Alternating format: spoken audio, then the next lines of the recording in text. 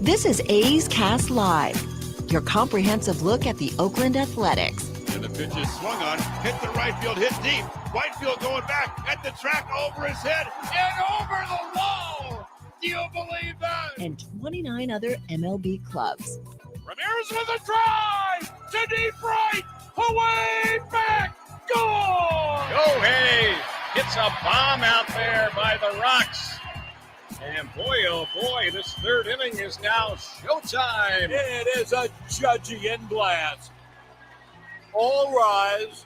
Here comes the judge. Join us as we take you inside the baseball universe, from humidors to spin rates to game-changing moments. We have you covered. Spend your afternoon with us next from the town, only on A's Cast Live. Here's Chris Townsend. Well, good afternoon, everybody, and welcome to another edition of A's Cast Live. Isn't it hard to believe? It's June 5th. Unbelievable. I mean, it's summertime. My wife is out of school. My kids are getting out of school this week. I mean, this thing, for as tough as this season has been at 12-49, this season has gone actually pretty fast. We got a great show for you today. Bill Moriarty, our buddy, is going to be by to talk a little bit about the A's minor league system.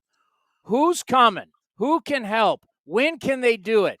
Answers we need to find out.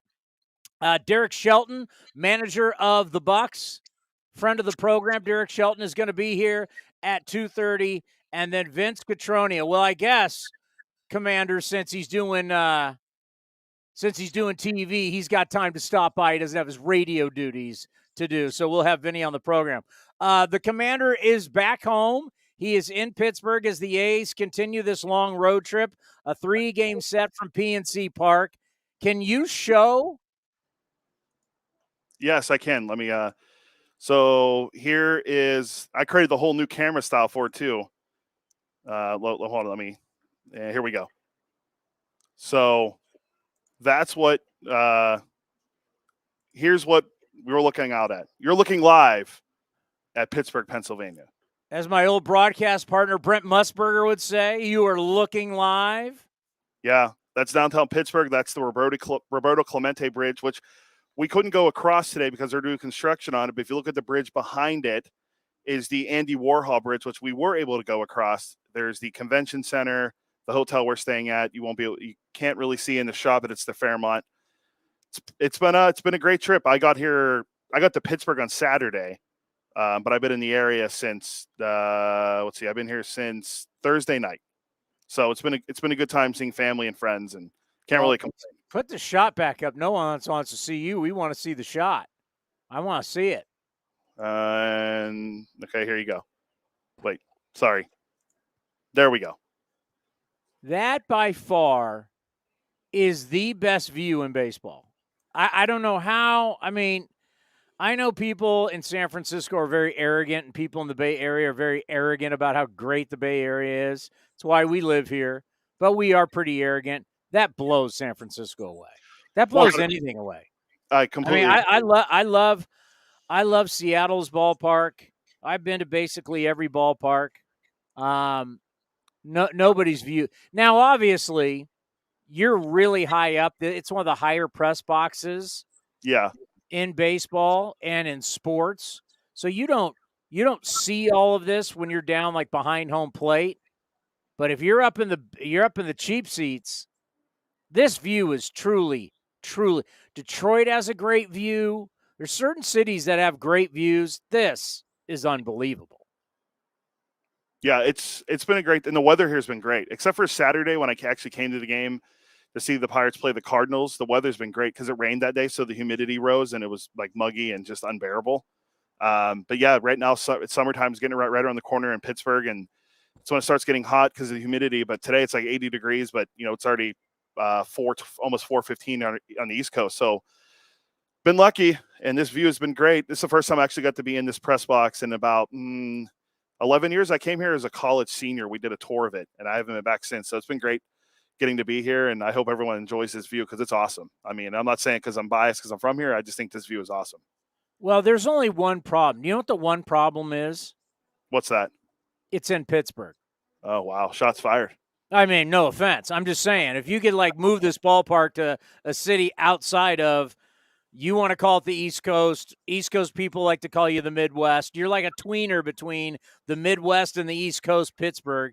Yeah, if you could put this view somewhere else and it wasn't in Pittsburgh, where half the year it's freezing, the other half you're in sweaty humidity, it'd be the best.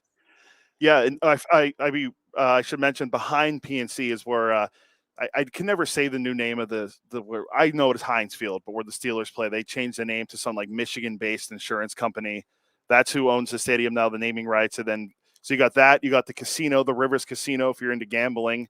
Wait, you can see Heinz Field from there? No, it's on in this view. It's behind the ballpark. Oh, okay. Here. Yeah, but Home of the right Pittsburgh Steelers, Steel Town. So there you go. There's the that's the view that we have of Pittsburgh. That's pretty incredible. Got to admit that is incredible. By the way, I went out to the car today to get the A's Coffee Yeti out. Can you see that? I can, yes. Or do the lights you can't tell? I can see it. I mean, I can see it. I don't know if I'll see what people. I'm desperate. I need some wins. So I went out and got my Golf Yeti. Yeah, I went out. The lucky Golf Yeti. Put coffee in it today, usually in the car, and on the golf course, busted it out today. Because, man, things are rough. Things are rough. And I wanted to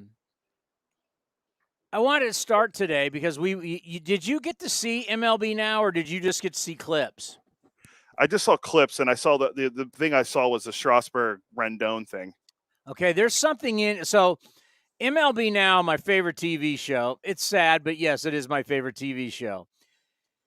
Did a whole thing on Strasburg and Rendon and talking about I reported it. God, what was that day? I had it on the broadcast for Vince and Alex or Vince and Johnny, one of the days on the road trip. The Washington Post came out, and it's very sad. It really, I don't view the Rendon deal as sad. I think Strasburg's is 7 years, $245 million. You just were the World Series hero. You're staying with the team that everybody has wanted to bolt. I mean, has anybody really wanted to? Zimmerman stayed. I mean, Harper wanted out. Soto wanted out. Strasburg. I mean, what's his name in New York? Pitcher. Complains. Scherzer wanted out. Everybody who's played there, other than Ryan Zimmerman, has wanted out. I don't know. I love D.C., our nation's capital. I think it's an incredible city, but I've always been there as a tourist, or I've been working some type of sports game. D.C.'s great. I don't know what it'd be like to live there. Clearly, none of it. The top players don't want to be there. So Strasburg says, I'm all in, I'm staying. 7 years, $245 million. He has the thoracic outlet syndrome deal, and it's nerve damage.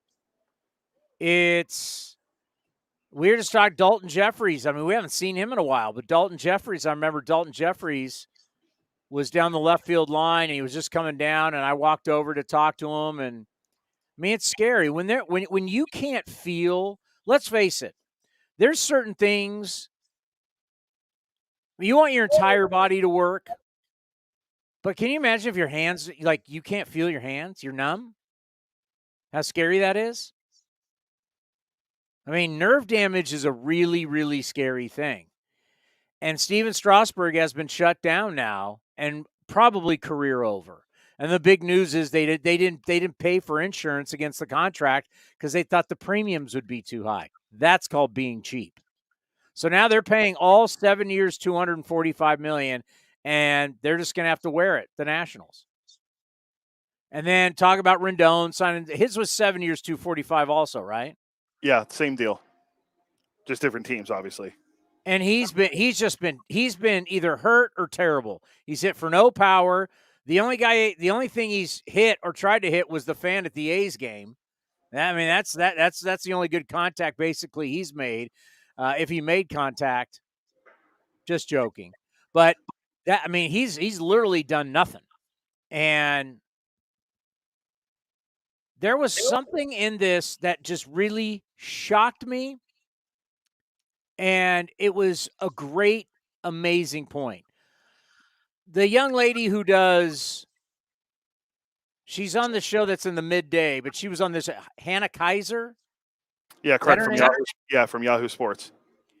So she's telling a story, and this was the most telling story, and it really takes, you got to bring it back to us, right? How do we bring this back to us? How do I bring this back to the A's? Well, looking at 14 straight road losses, 1-25 in day games, just 4-14 in interleague play. How do I bring it back to us? By the way, I have a new thing called the compete meter. I don't know if you know, but you know that yet, Cody. I don't. This is news to me. So I got to see the team compete. This is what I want to see in June. I got to see competitive baseball. That's what I got to see.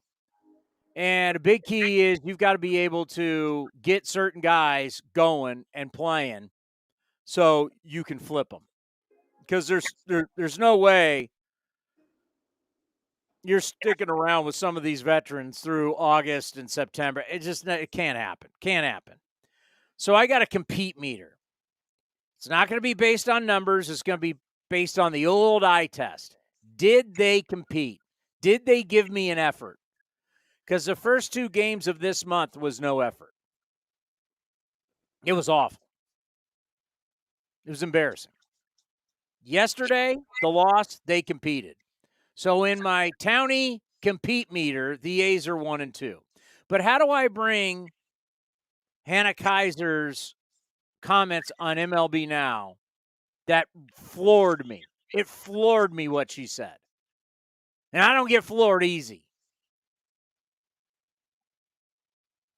How do I bring it back to us? Because recently we're talking about some of the veteran guys. Recently we were talking about Chad Pender. And Chad Pender, wonderful guy, got a lot of love for retiring. And a lot of people saying a lot of nice things and got a lot of ink, as they like to say. Hannah Kaiser said, the Astros win the World Series. By the way, this is the team everybody's chasing. They've been to the ALCS 6 straight years. During that time, 4 World Series, they've won 2. Everybody's chasing them. Call them cheaters, call them whatever you want. They're the ones winning. And she talked about Jim Crane, the owner. Ruthless. The man is ruthless. Absolutely ruthless. He's against everything that, let's just say this. There's been a lot of talk about the Haas family lately and how they ran the ball club. Yeah, Jim Crane is not that. He's 180 degrees from that. It's his business. He runs it the way he wants it, and that's the bottom line. And does he care how people feel, the outside perception? Maybe, but he doesn't run his business like that. He runs it to win. And everything else will fall in line. So bringing in Haas family, bringing in Chad Pender, this is how I put it all for you. This is how I need to connect the dots. Would you say, Cody? Where am I going with all this? Yeah, as they say to Al Leiter, land the plane. Land the plane. Hannah Kaiser's on the field. Astros are celebrating. Champagne, interviews, hugs. We're putting on the shirts. We're putting on the hats. This is the greatest moment of our lives. Verlander's out there with Kate. Kate Upton. Kate Upton. God. Kate Upton. I mean, it's a celebration.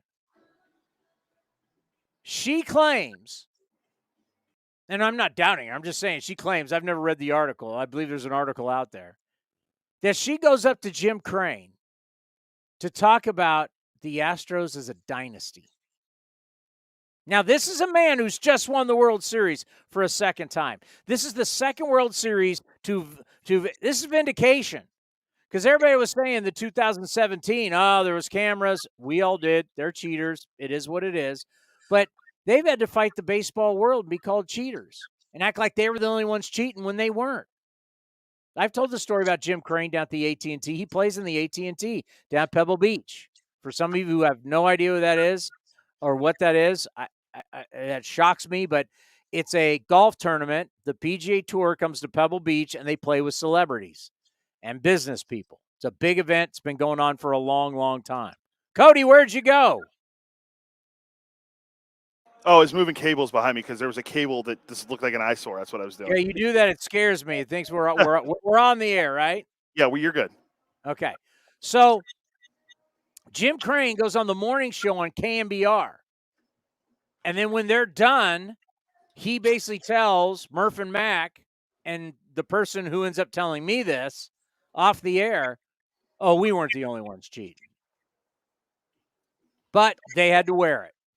Baseball made him wear it. So here this guy is, taking you back to the mindset of Jim Crane, who's won a second World Series. He's on the field. He's with his team. Vindication for everything that he has done, probably in his mind. He's a billionaire, so they think differently. And he's a ruthless billionaire. Hannah Kaiser asks him about a dynasty. And part of his response is this, that they've got a 5-year plan to be able to replace anybody here. Because they were getting it, what are you going to do with Verlander? What are you going to do with Dusty Baker? If you guys remember what all the questions were as soon as that World Series ended. Jim Crane on the field, champagne, hats, shirt, celebration, cold-blooded said, we've got a 5-year plan where we can replace every single guy. I mean, that makes me want Hannah Kaiser on the program immediately. I want to delve into this, Cody.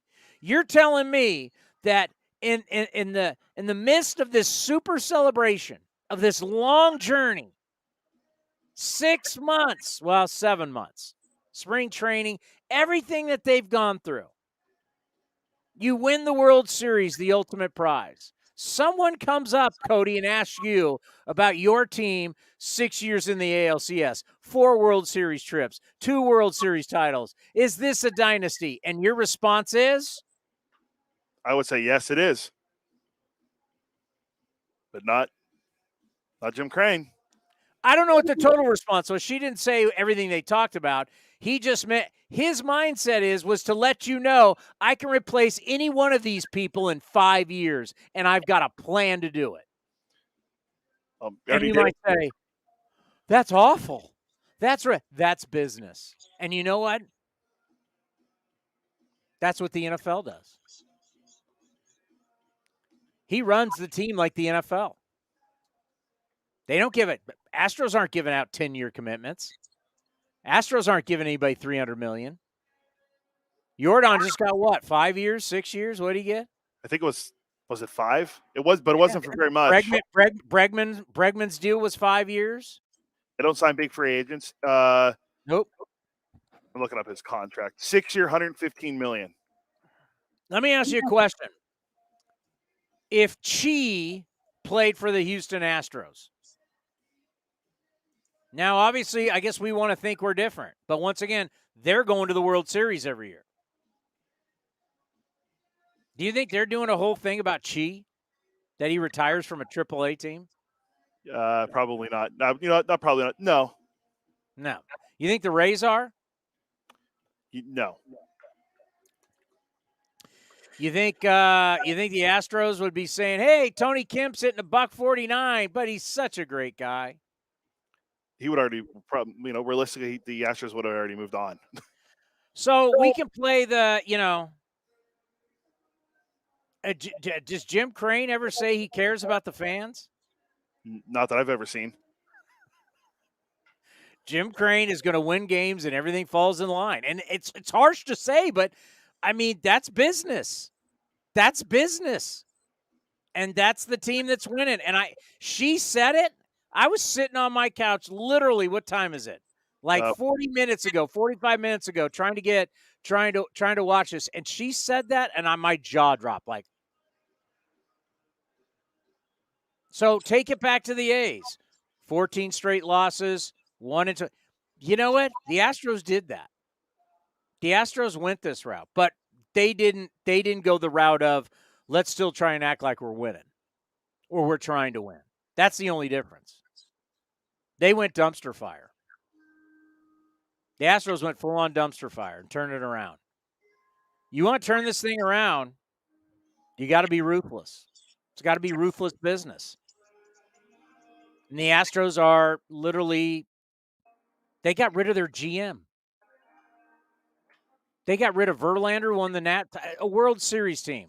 Said bye-bye to the GM, bye-bye to the Cy Young Award winner. They let Garrett Cole walk. They let Carlos Correa walk. I mean, they let Springer go too. I always forget about Springer. I mean, this is some ruthless, you-know-what stuff. It's ruthless. And I didn't plan on starting the show like this today. But, I mean, I just think about where Cody is in Pittsburgh, where they went 20 years of under 500 baseball. 20 years. They weren't ruthless. They were always, we're going to draft and we're going to bring guys up. And, okay.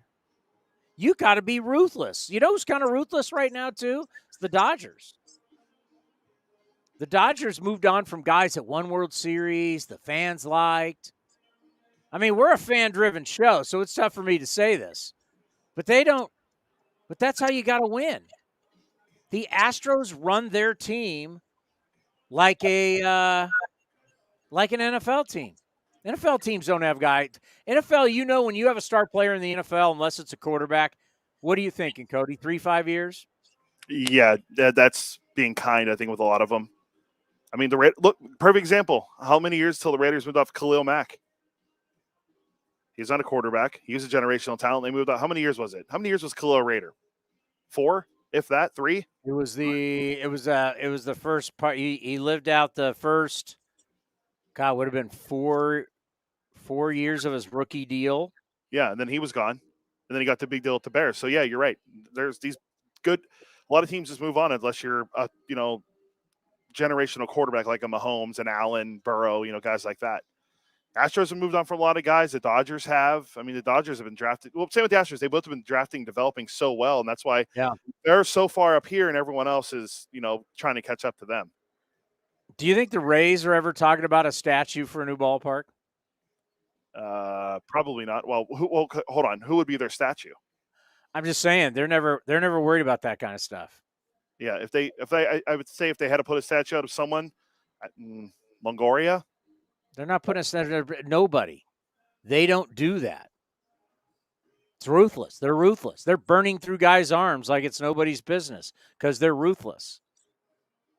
It's just if you want to be on top of this game, you better have an endless pile of cash and right decisions, because obviously I can go to the standings today, and you want to go to all the teams that spent all the money, because the Astros weren't, the Rays weren't. Let's look at all the teams that spent all the money.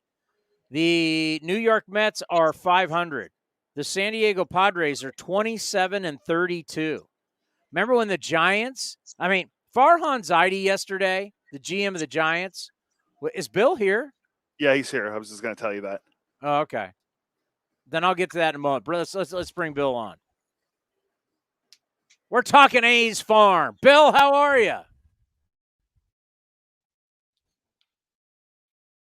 Can Bill hear me? I'm not sure. He's there, but I don't know if he can hear you. Hi, Bill. Hold on. Let me work on something here. All right. Farhan Zaidi, by the way, was on the front office. It's a great show every Sunday morning I know I watch and listen to a bunch of stuff that seems ridiculous, but I watch it so you don't have to, or I listen to it. I get up on Sunday morning and I listen to the front office. so you don't have to. Farhan was on there. Here, let me try Bill again.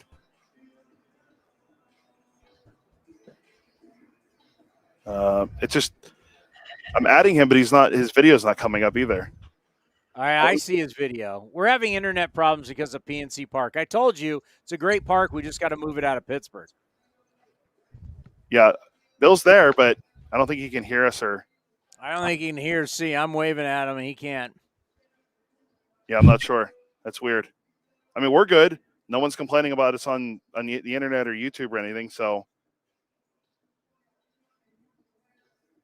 let me text Bill. But you can continue your Farhan rant. Well, why don't we do this? Why don't we when we come back? All right, or do you just want to stay here? Oh, we can go to break. That's fine. I'll text Bill and see if we can figure it out. All right, coming up next, Farhan Zaidi did an interview yesterday on Sirius XM, and I was shocked. They didn't ask him this question because it really is a telling question. They didn't, and you look at the teams that spent money, where are they? We'll talk about it next, right? Hopefully have Bill next right here on A's Cast Live. With more sunshine returning, it's time to get outside and make the most of what Cinnabar Hills Golf Club has to offer, like 27 championship caliber holes tucked in the beautiful hills of San Jose. And take advantage of their amazing Bay Area views for your next special event. It's all for you at Cinnabar Hills Golf Club, an award-winning venue designed to peacefully take you away from the bustle of Silicon Valley. Go to CinnabarHills.com. That's CinnabarHills.com.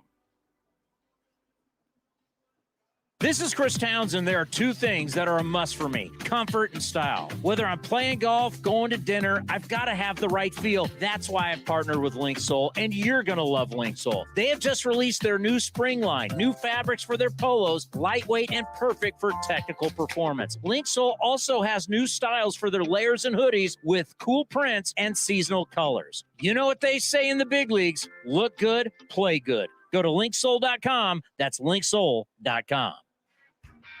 If you're looking for a great place to eat and watch games, go see our friends at the Chicken Pie Shop of Walnut Creek. The Chicken Pie Shop is one of the hottest restaurants in Walnut Creek. You're not going to find a better menu, and come try their world-famous chicken pie that has been served in Southern California for 86 years. Spacious indoor and outdoor dining, perfect for your next private party or corporate event. Don't forget free parking. For more information, go to chickenpieshopwc.com. That's chickenpieshopwc.com. Chevron with Techron has unbeatable engine cleaning power, and it gives you unbeatable mileage for all kinds of unbeatable destinations, like time in the sun at the beach, or time in the sun riding roller coasters, or a day in the sun hiking mountains. Well, probably just one mountain would be enough for a day, but hiking a mountain is still an unbeatable choice for how to spend time. Download the Chevron app now to get unbeatable mileage at locations near you.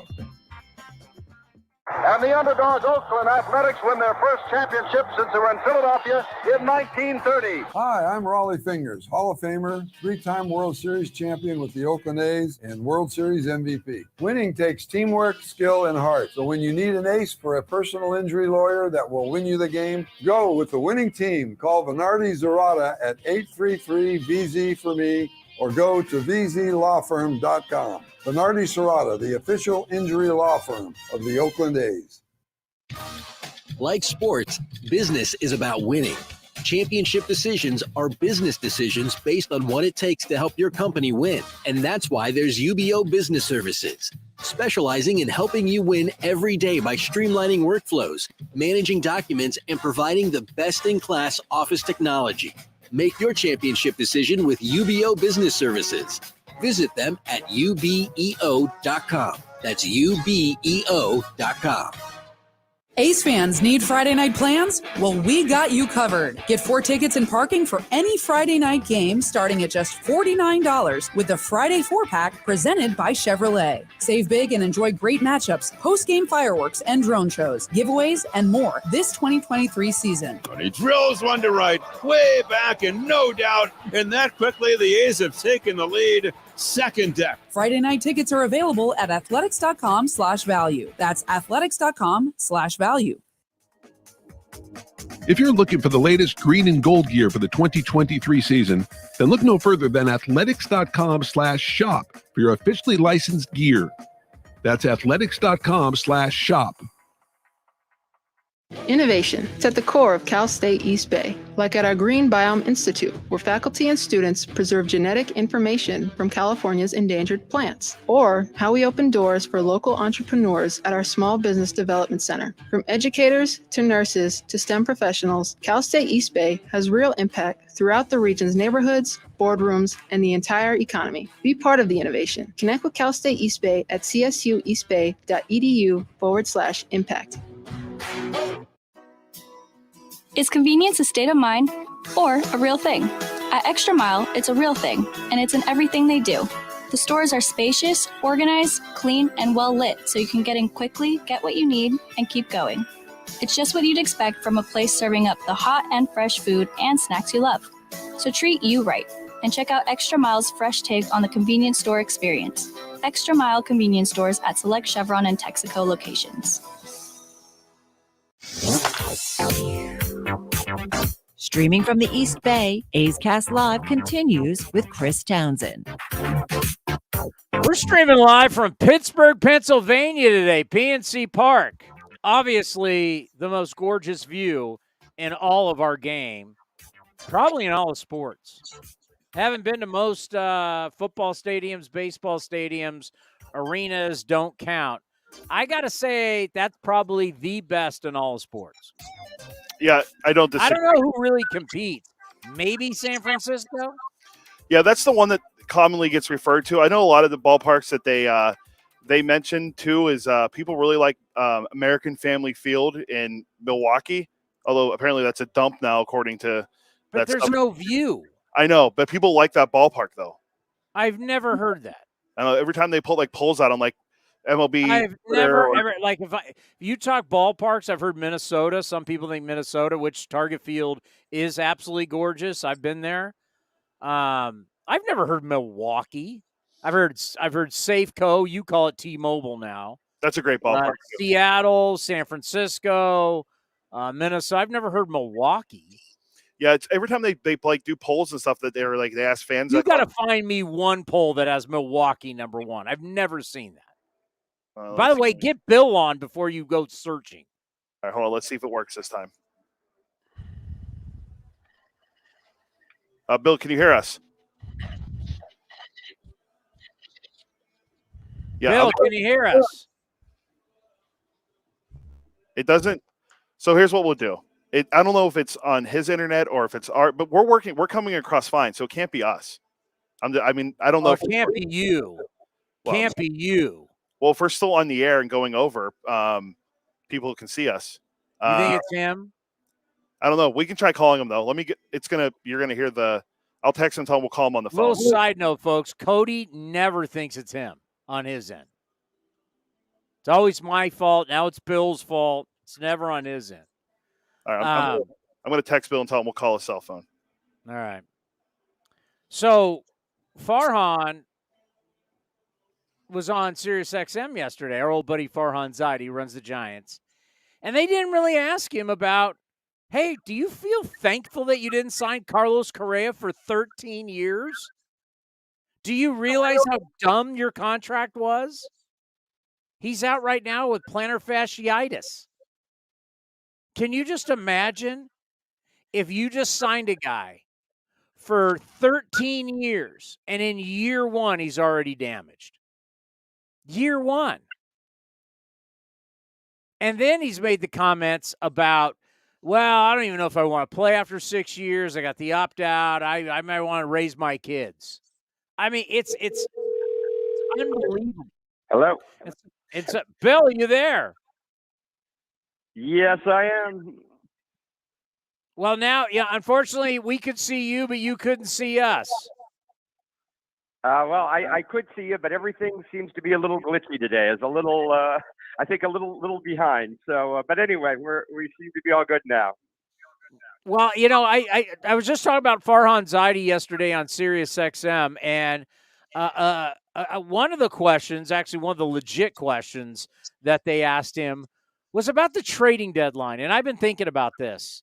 When I look at the standings and we have the expanded playoffs, I literally can make a case that there's at least 20, maybe even more teams who can honestly say June 5th, we're still in this thing.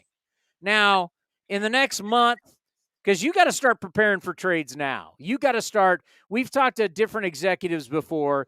This isn't Moneyball where all of a sudden Billy Bean, Brad Pitt calls up whoever's playing, Brian Sabian. Hey, Sabie Sabes, let's get a deal done. Oh, okay, Billy, let's do it. That's not how it works. You've got to plant seeds well in advance. And they've got to know what you want. They got to look at your system. I'm looking at, we're all looking at everybody's systems and everything. It takes time. Most trades, I'd say, I don't even want to put a percentage on it. Next time we have David Force, I'll have him on it.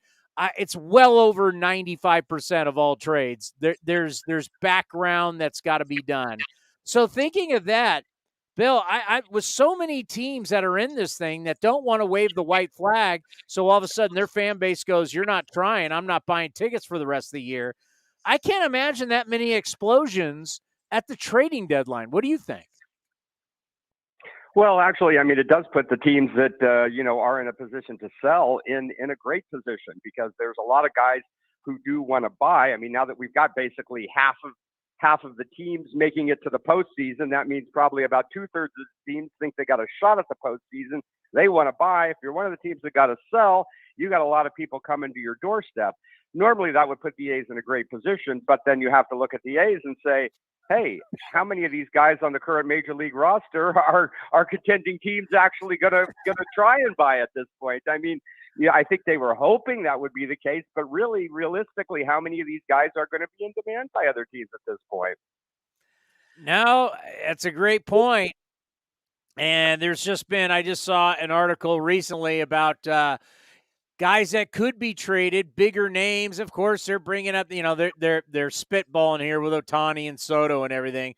One of them was Seth Brown. And I'm like, yeah, in an ideal world, but right now, Seth Brown, what's he hitting? $162. Excuse me, he's hitting 159.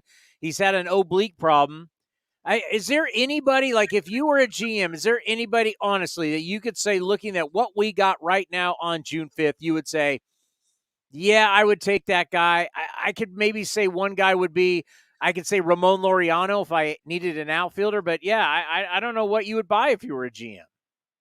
Well, exactly. And also the question is, how much return are any of these guys really going to bring the A's? How much return is Ramon Laureano going to bring you? Maybe a low-level minor league prospect, but he's certainly not going to bring somebody's, high-level prospect back in return. So I think that's the problem. They were hoping to be able to, I think, probably consider dealing guys like Jace Peterson, Aledmus Diaz, Jesus Aguilar, all these guys they signed in the offseason. They figured, well, we can flip them at the trade deadline. Yeah. As well, but at this point, that's not really going to bring you anything of substance either. So, I think they're kind of stuck. They're just not going to get much for any of these guys. I think if there's anything they can get for any of these guys, they'll probably take it.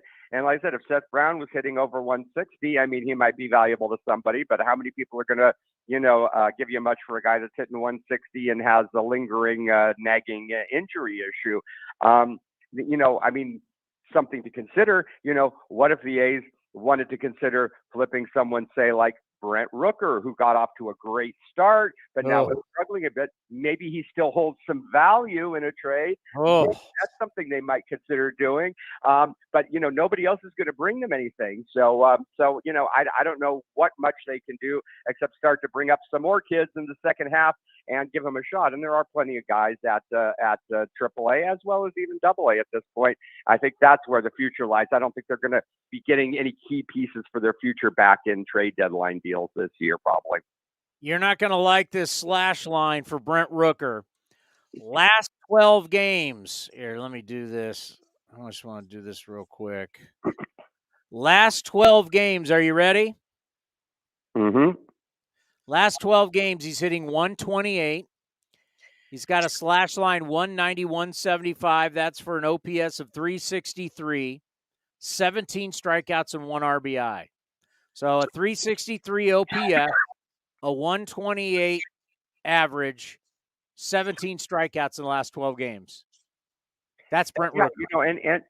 And the A's, have in the past traded guys when they feel like, okay, we've kind of got something out of them, and now we suspect maybe we've seen the best, and maybe they still have some value. So that's why I say a guy like Brent Rooker. I mean, I don't know what the A's internal assessments are, if they think he can turn it around and get back to the player he was at the start of the year, or if they think, oh, well, maybe that was a little fluky, and this is really more likely the player he's going to be. He's going to revert back to the mean, but maybe he's still holding some value based on that hot start, and maybe we could get something for him.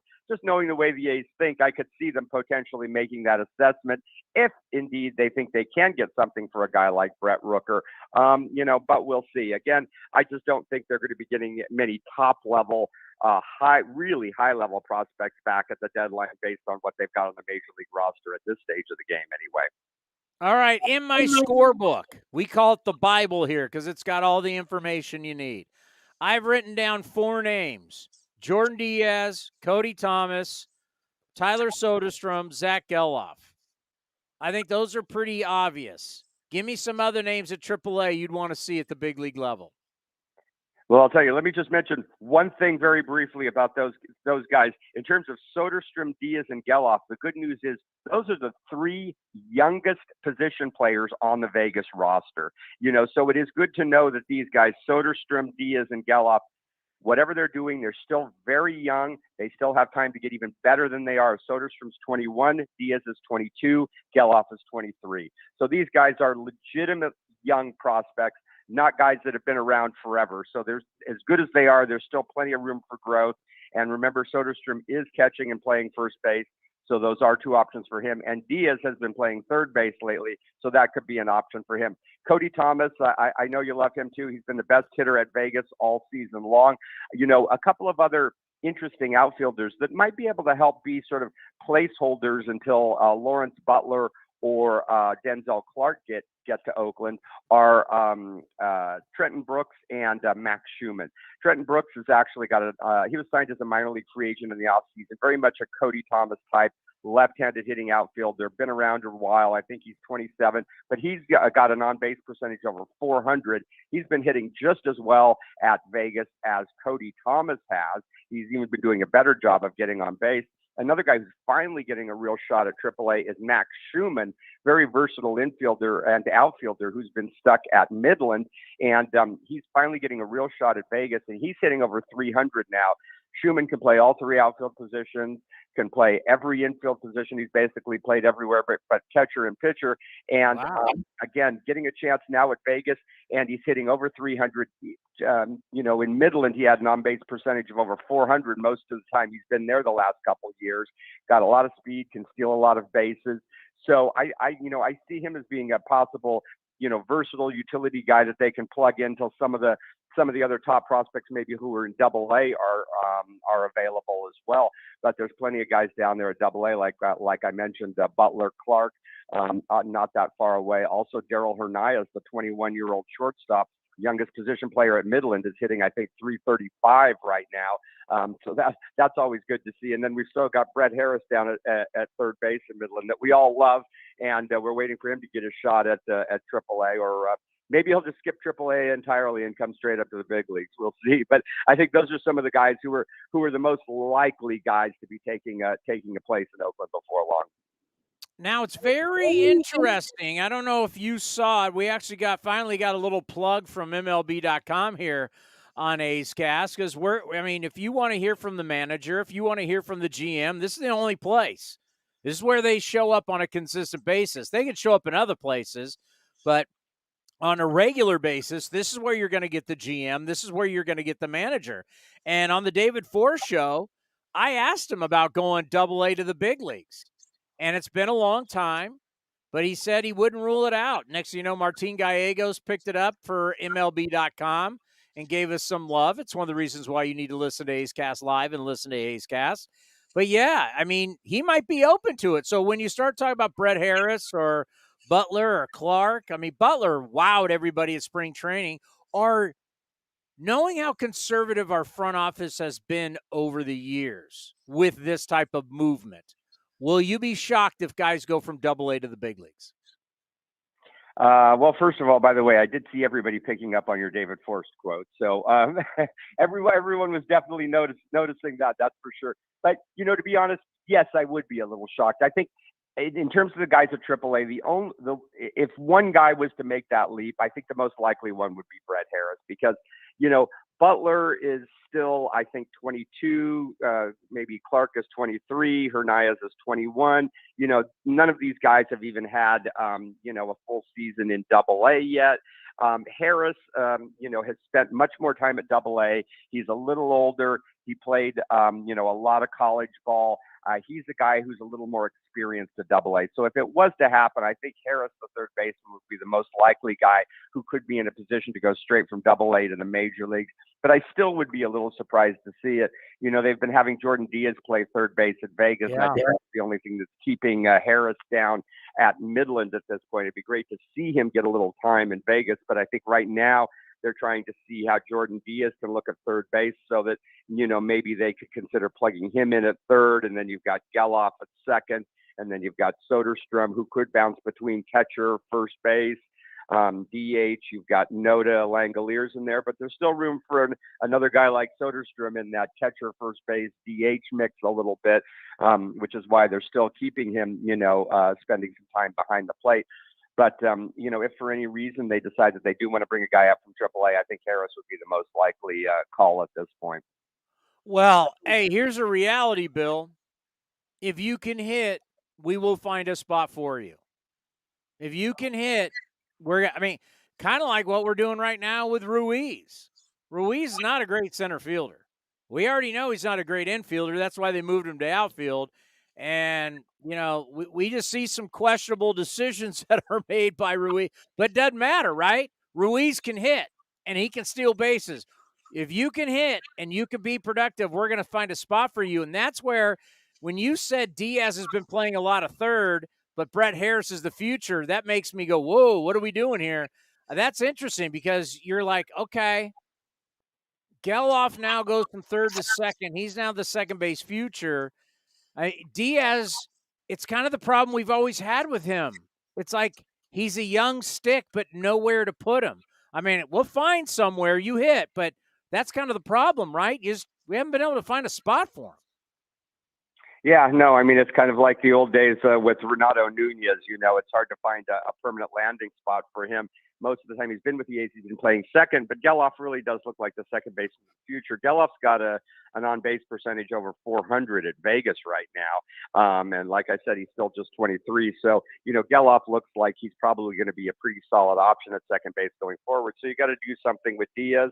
But it's good to have multiple options at these positions because not everything plays out like you hope or like you expect. If you've got Harris at third, Geloff at second, you got Diaz who can bounce around. Well, if one of these guys just doesn't pan out at the major league level, then maybe that's where Diaz ends up slotting in, is wherever somebody you had high hopes for doesn't end up working out. That's where he'll get his opportunity. Things can change very quickly in baseball. So someone you expect to be your savior, might end up, not being very useful at any given point. Anything could happen, injuries, whatever. As you mentioned, some of these high profile guys earlier in the show you were talking about too. And Anthony Rendon, these guys don't always pan out as you hope. So it's good to have some options. I think, but with Geloff, Diaz, and Harris, second and third base options, hopefully you get two of those three to pan out and you got something going there. And, Clark and Butler are both hitting very well at Midland. But again, they're still pretty young. They still haven't had a full season at AA. They'll be here before long. So hopefully you can plug in some outfielders in the meantime before they get here. And then hopefully they pan out like they're supposed to. And, behind them, you've got a young Henry Bolte at Stockton who's been hitting pretty well too. He's still just 19. But, hopefully his time will come sometime after Butler and Clark. My old college teammate is Denzel Clark's agent, and he's telling me Denzel's going to be a star. He really believes it. Like he would tell me, no, he's like, this kid, the makeup, the ability, he believes Denzel Clark's going to be a star. Yeah, he's such a toolsy guy. He has real power. He has real speed. He's a big guy who can play center field. I mean, you just haven't seen many guys like him in the major leagues in recent times. Like I said before, he kind of reminds me of a Andre Dawson type, you know, big guy, power, speed, play center field. I mean, obviously that's a big name to tag on anyone. The Hawk, baby. The Hawk is Hawk Jr. is coming to Oakland. Yeah, I mean, the other thing is, you know, he's everybody talks about Lawrence Butler, who's great and having a great year, but Lawrence Clark has actually been, you know, hitting overall, I think, better at Midland than Lawrence Butler has. The thing is, he has a little more power. He just has a little more raw power and probably a little more raw speed too, and the ability to play center. You know, so hopefully, you talked about Ruiz really not, you know, looking like a great center fielder. Well, hopefully, maybe in, you know, a year and a half or something, Denzel Clark might be a guy who you could be ready to stick out in center field, and maybe you can move Ruiz over to left or somewhere where he's likely to be a little less of a liability in the field. Those guys, I think his agent is right. I mean, and the other thing about Clark, I mean, people will talk about, you know, oh, there's this hole in his game, there's that hole in his game. But some of these guys, just when they get the opportunity, they find a way to make it work. I still hear people talk about, well, Soderstrom's striking out too much. Yeah, but you know what? Every time he gets moved up a level that it looks like maybe he might not be ready for, he just finds a way to make it work. He finds a way to hit. And certain players are like that. When they get the opportunity, when they get the challenge, whatever deficiencies they may have, whatever holes in their game they may have, you know, they know how to make it work. They know how to succeed. They know how to find a way to win. And, you know, hopefully some of these guys like Soderstrom, Clark, Butler are those kind of guys that they'll be ready to meet the challenge whenever it's presented to them. Well, Bill, I mean, if he strikes out a lot, the guy hitting third today, Brent Rooker, has struck out 17 times in his last 12 games. He'd fit right in. He'd be part of the club.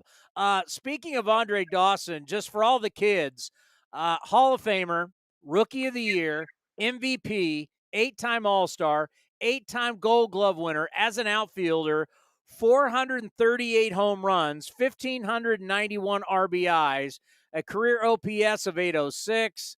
The Hawk, Andre Dawson, played all the way till he was 4. He started in Montreal on the bad turf his first year, got 24 games in at 21, played all the way till he was 41 years old. Truly one of the great players if that's coming to Oakland. All right, let's flip from position players.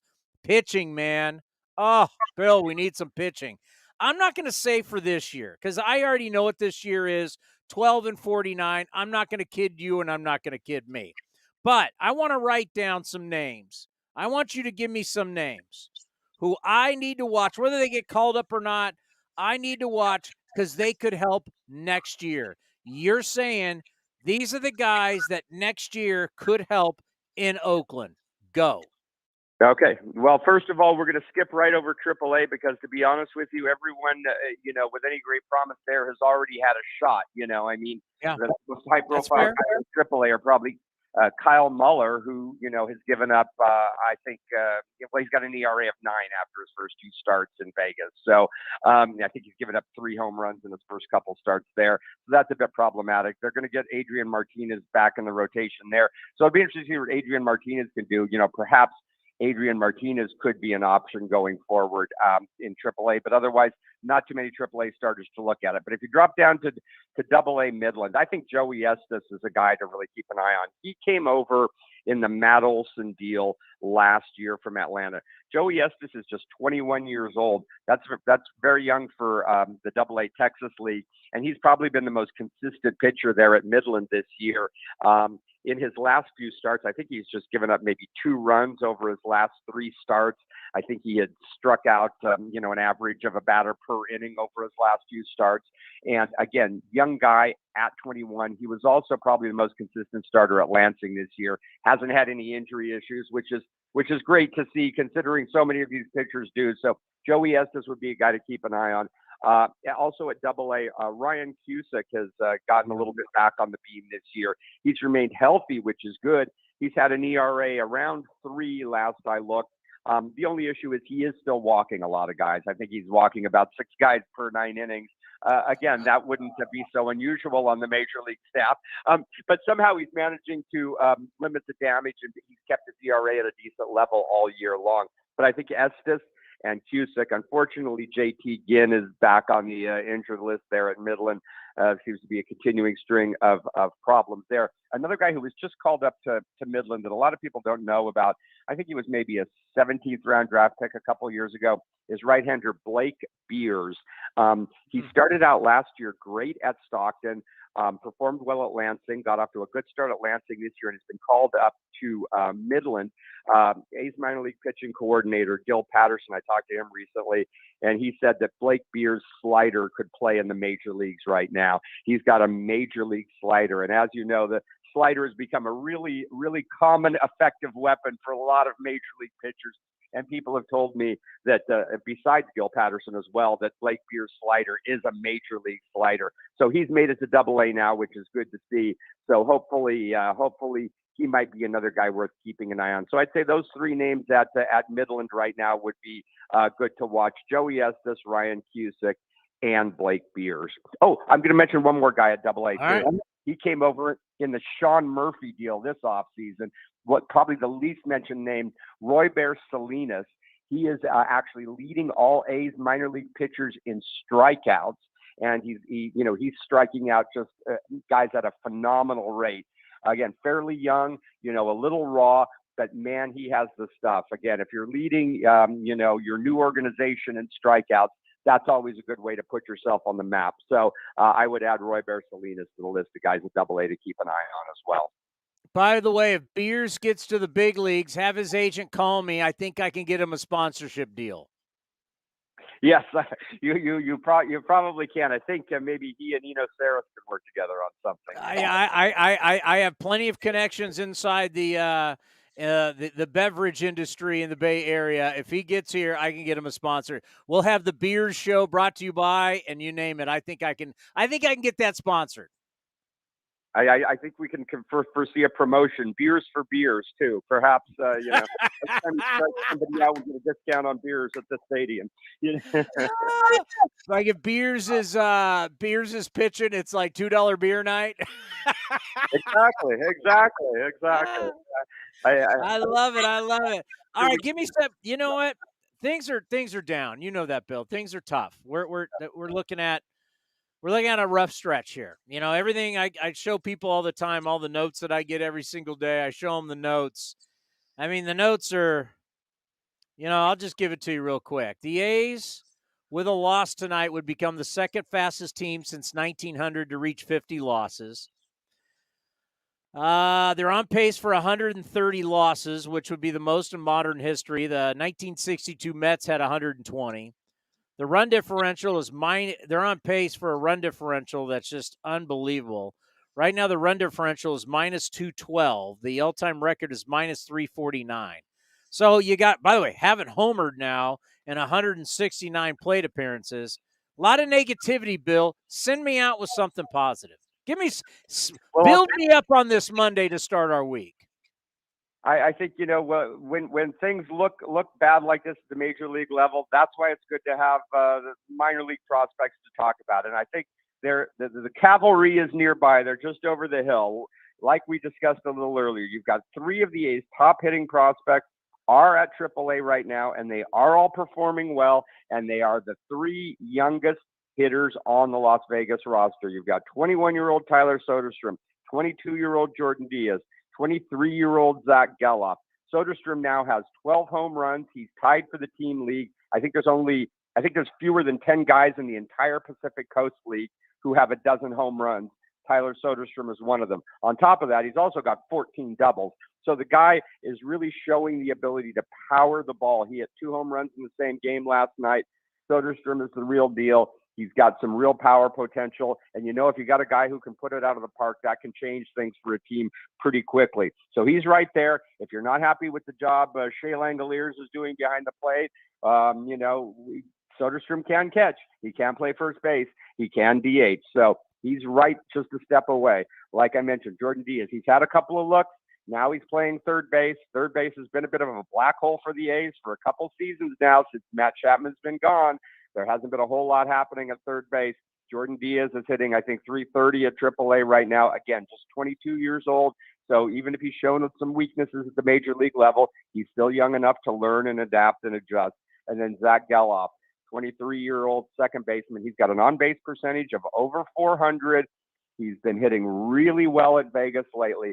So if you can just imagine, a power-hitting Tyler Soderstrom in the lineup, a second baseman like Zach Geloff who can get on base, unlike A's current second baseman, and maybe a Jordan Diaz who can put his bat on the ball pretty consistently and can make some pretty hard contact at third base. You get those three guys into the mix, that could change the complexion of this team a whole lot. So hopefully that's something that we can look forward to in the second half for the A's, and maybe keep them out of the record books before the season is through. I agree. There's one thing I don't agree with you on, but I agree with everything there. I think the younger guys would come up, bond together. They'll lose together, but they'll figure it out. And young guys come ready to rock. They'd come ready to rock every single day like sponges, and there's something special about it. They would start to win together. They'd start to figure it out. I'm ready to see it. Where I disagree with you is, are you trying to say that Vimal Machin was not our Brooks Robinson? Is that what you're trying to say at third base? Yeah, well, I mean, it's a debate between he and Shelton Noisy, which one is more qualified for the Hall of Fame, I'd say. I can go back. I can go back and find audio of you saying Sheldon Noisy is the next Mike Schmidt. I think I can go back and find that.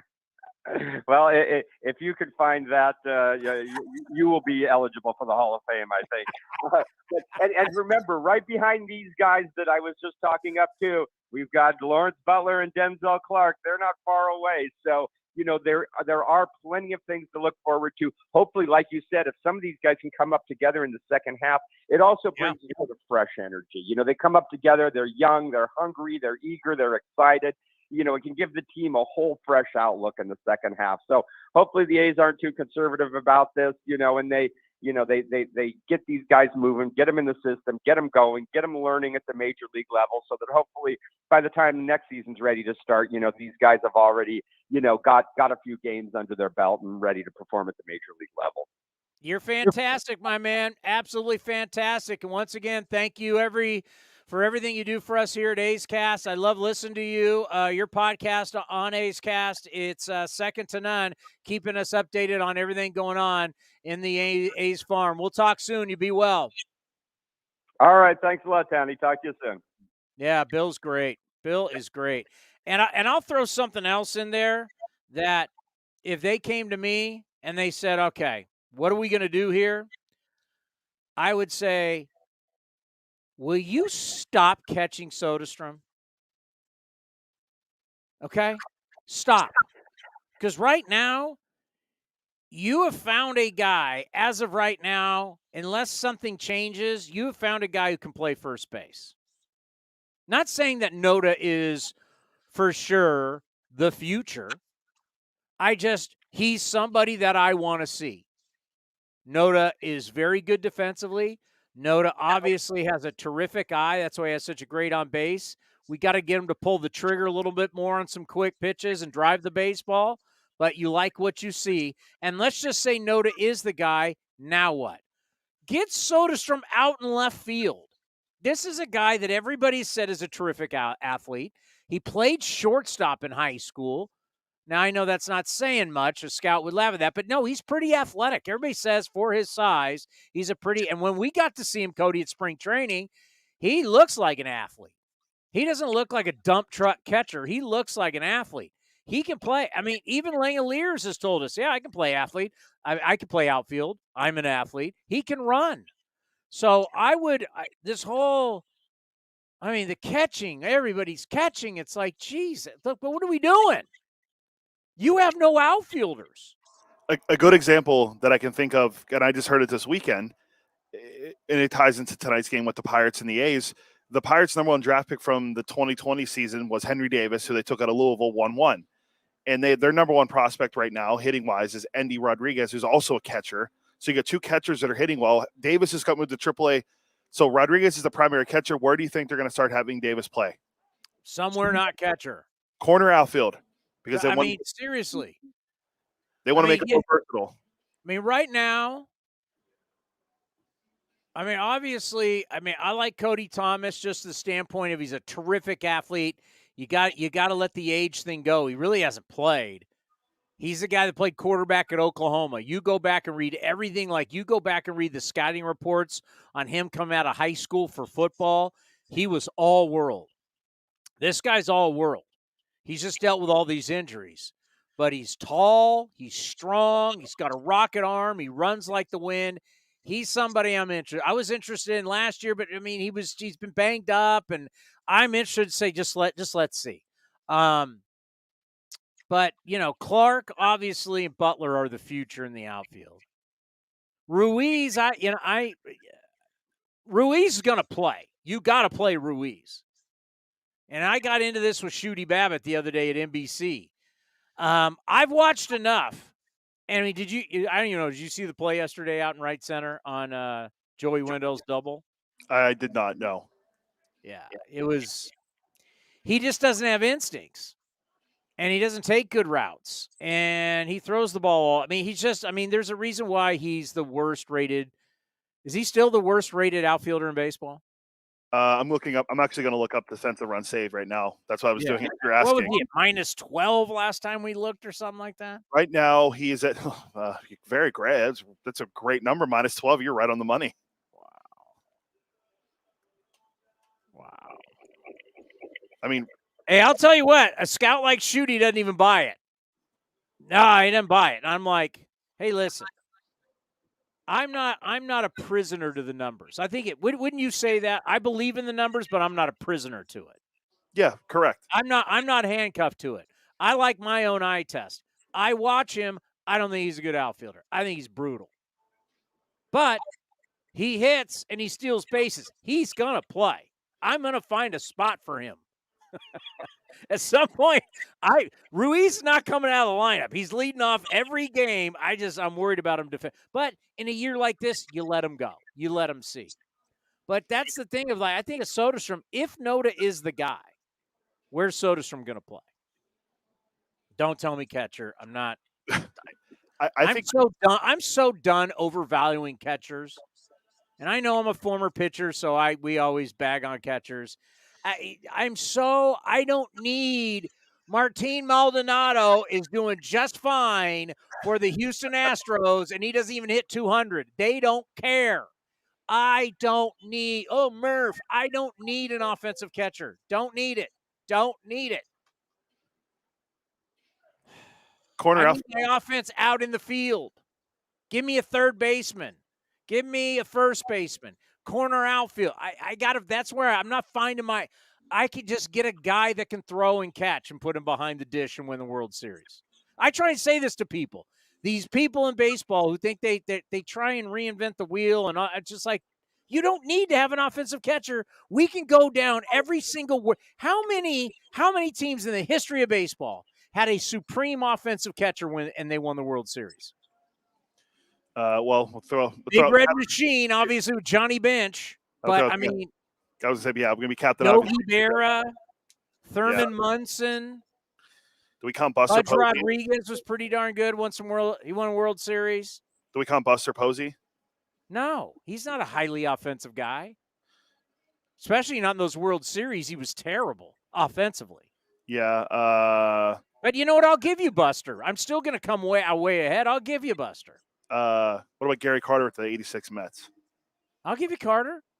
Hall of Famer. Do we take Terry Steinbach? I'll give you Terry. Yeah. There's not a lot of I have 130 something World Series teams that I can go through and go, nope. I can go through how many World Series teams platoon catchers. Astros do it with Maldonado. Well, this year's Maldonado.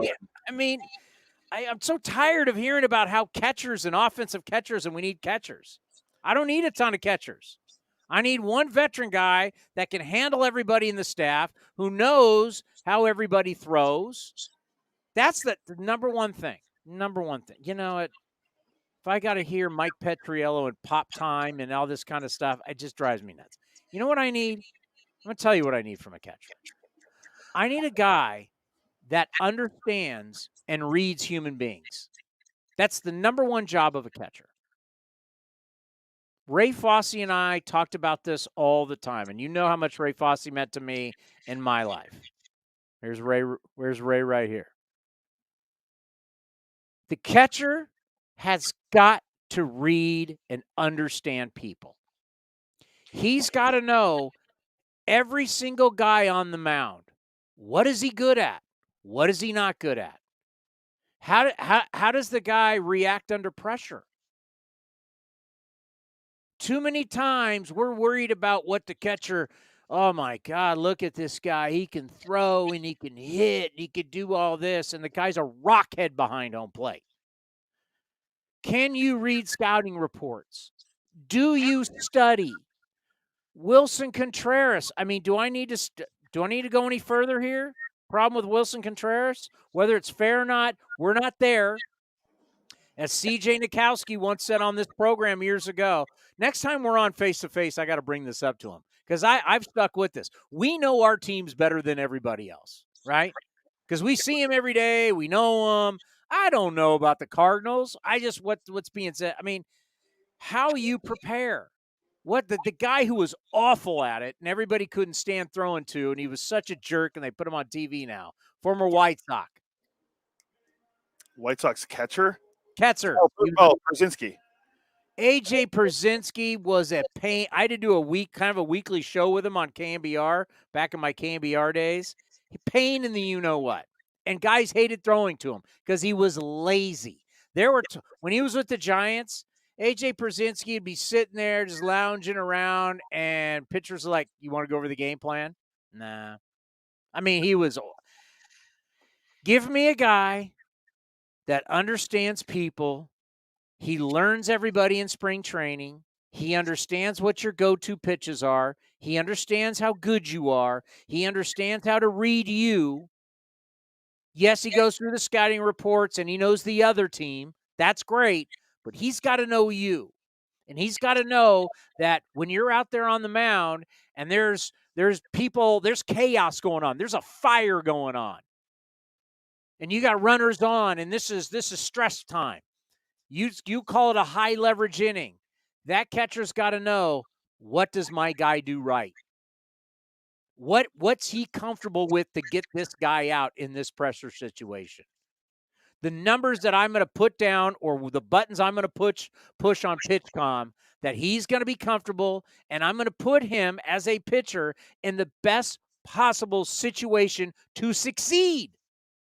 That is far more important what my catcher hits. My catcher could not get a hit all season long, and I could still win the World Series. Fact or fiction? Fact. I could get no home runs, no RBIs, no hits, nothing. He could be an easy out. He could be an ultimate out, and I could still win. But I'm going to win games because that dude's smart. There's a reason why the catcher's looking out at everybody, and everybody's looking back. Every catcher I know, two of my favorite human beings on earth. Two guys are my closest friends. Dave Jennings and Mike Murphy. Both were catchers of mine. Dave Jennings, I think, is going to come out and meet us in L.A.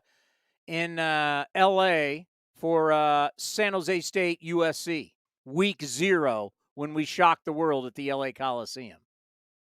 You've never met Dave. He was a guy I played with. He was my roommate. He was in my wedding. And then Mike Murphy. Have you met Murph? If you came to our gambling trip, you'd meet these guys. But they're two of my best friends. They're catchers. They're leaders. Catchers are leaders, but you have to be. And if you're not, you're a terrible catcher. If you're just an offensive guy and you're not a leader, you can help me offensively, but you're not going to really help my team be a winner. Great catchers are leaders. They're leaders of staffs. The staffs trust them. I didn't mean to go off on this. I apologize.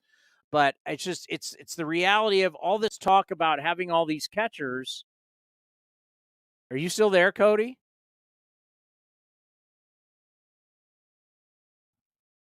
Cody's gone. That's a bad sign.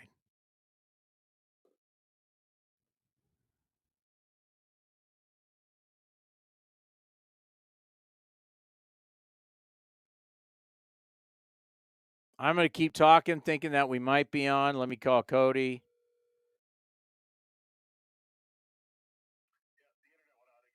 Okay, so I'm not on the air? Okay, I'll stop talking.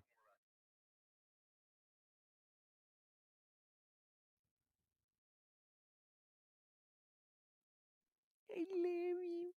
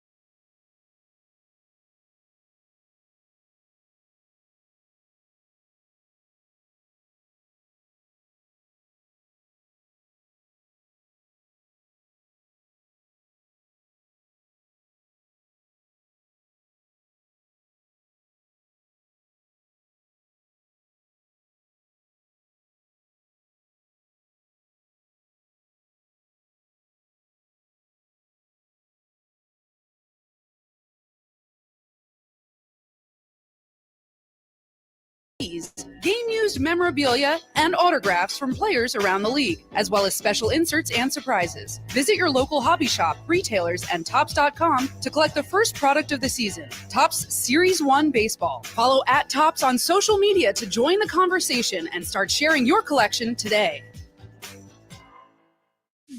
If you're looking for a new mattress, Nest Bedding has you covered. Sleep on the same mattress Hall of Famer Ricky Henderson sleeps on. Nest Bedding is the #1 brand of online mattresses and the Bay Area's favorite mattress store. Take home the Easy Breather pillow. The New York Times calls it their #1 pick. You can navigate their easy-to-use website, nestbedding.com. That's nestbedding.com. Green and Gold fans, use the coupon code Oakland and you get 10% off your entire order. Nest Bedding, love where you sleep. Thanks to the Xfinity 10G network, my little brother's friends won't leave our house. When I was their age, internet with basically no interruptions was a pipe dream. You sound like my grandpa. Now through April 23rd, new customers can get 200 megabit Xfinity internet during our limited time Xfinity 10G network launch celebration for just $25 a month for 2 years. Go to Xfinity.com/10G, call 1-800-XFINITY, or visit a store today. Requires paperless billing and autopay with stored bank account. Restrictions apply. Taxes and fees extra. After promo, regular rates apply to internet service and devices. Actual speeds vary. Innovation. It's at the core of Cal State East Bay, like at our Green Biome Institute, where faculty and students preserve genetic information from California's endangered plants, or how we open doors for local entrepreneurs at our Small Business Development Center. From educators to nurses to STEM professionals, Cal State East Bay has real impact throughout the region's neighborhoods, boardrooms, and the entire economy. Be part of the innovation. Connect with Cal State East Bay at csueastbay.edu/impact. Calling all kids. It's Kids Cheer Free all summer long. Bring your kids ages 14 and under to the ballpark on Sunday home games for free. After cheering on your green and gold, race around the bases with Stomper on the same field that your favorite Ace players do. Get your tickets now at athletics.com/kidsfree. That's athletics.com/kidsfree.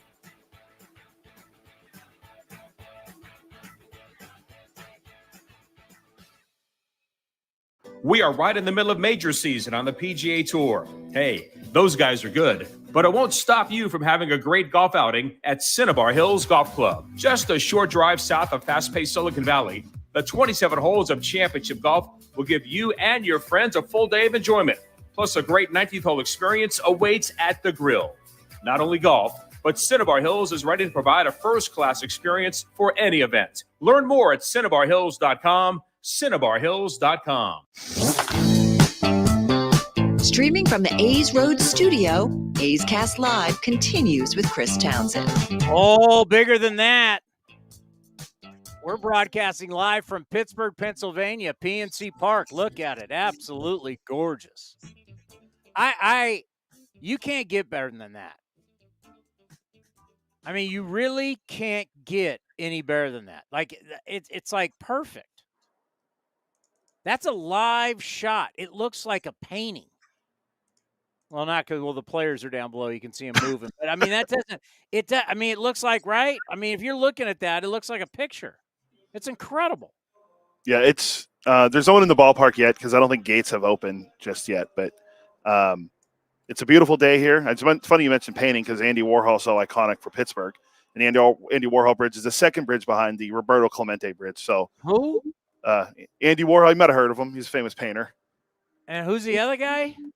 Some Clemente guy. I don't know. He was a pretty good baseball player. What'd he do? Yeah. How many World Series he ever win? He won 2, right? He would only won the 1. Let me make sure. Oh no, he might. Let me double check. I think he's got 2. Yeah, I think he won one in the 60s. The one with Mass at the home I run. hate that my pirate knowledge is better than yours, and you're a pirate fan. Yeah, he won 2 because Thank remember you. he passed in 1972, so he wouldn't been on the 79 team. Thank you. That would have been the You Bill can say Mazeroski. you can say good pirate knowledge by me. That was good. That was good knowledge. But Matt in there.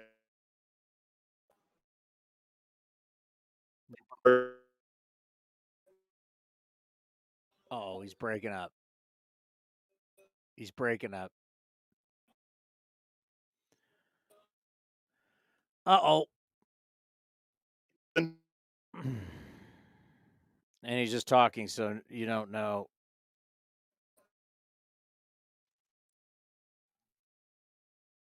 I'm figuring you can't see me, or you're seeing the same thing I'm seeing.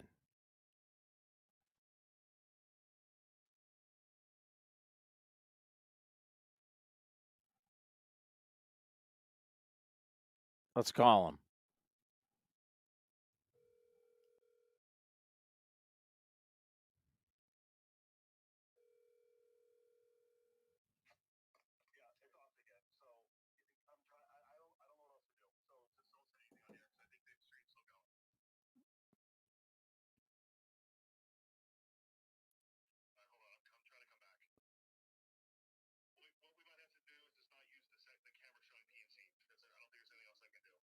Yeah, I'd get rid of that.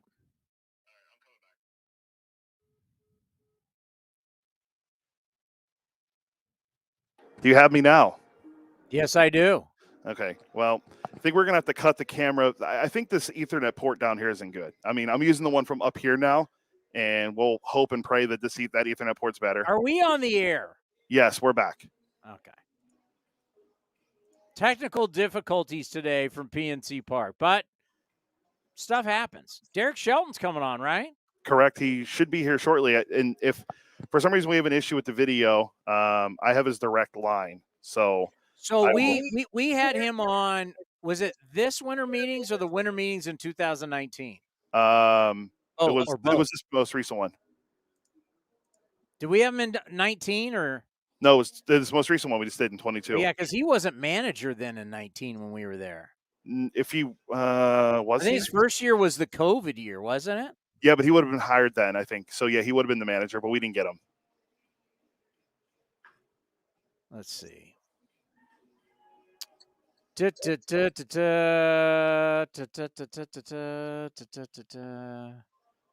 Minor league coordinator for the Cleveland Indians, Minnesota. Yeah, November 27, 2019. So he was hired right before the winter meetings to become the 41st manager of the Pittsburgh Pirates. Yeah, there's been a lot since I've been born. There's been a lot of managers. A lot since Smoking Jim was here. Oh, did you by the way, we finally got some love from Martin Gallegos. I need to text him. He was putting out on MLB.com what Force said on A's Cast Live about guys could be going from AA. I saw that byline and headline. That's great. I saw that come up the other day. Did you wait a minute? Did you see what Mark Kotze had to say on A's Cast Live about Jim Leyland? I heard something about ponies or something, right? So as a rookie, so the World Series has happened. It's 1997. World Series have happened. Obviously, Wayne Huizenga, who was the owner then of the Dolphins and the Marlins, he wins the World Series, and then he got his ring, and then he won it out. And so he dumps all the players, and Kotze comes up. It's 1998. Leland's still there, and Jim Leyland and Kotze are meeting every day. I'm not saying every day, but they were meeting routinely at the racetrack. And Mark Kotze learned how to bet the ponies with Jim Leyland. That's pretty great.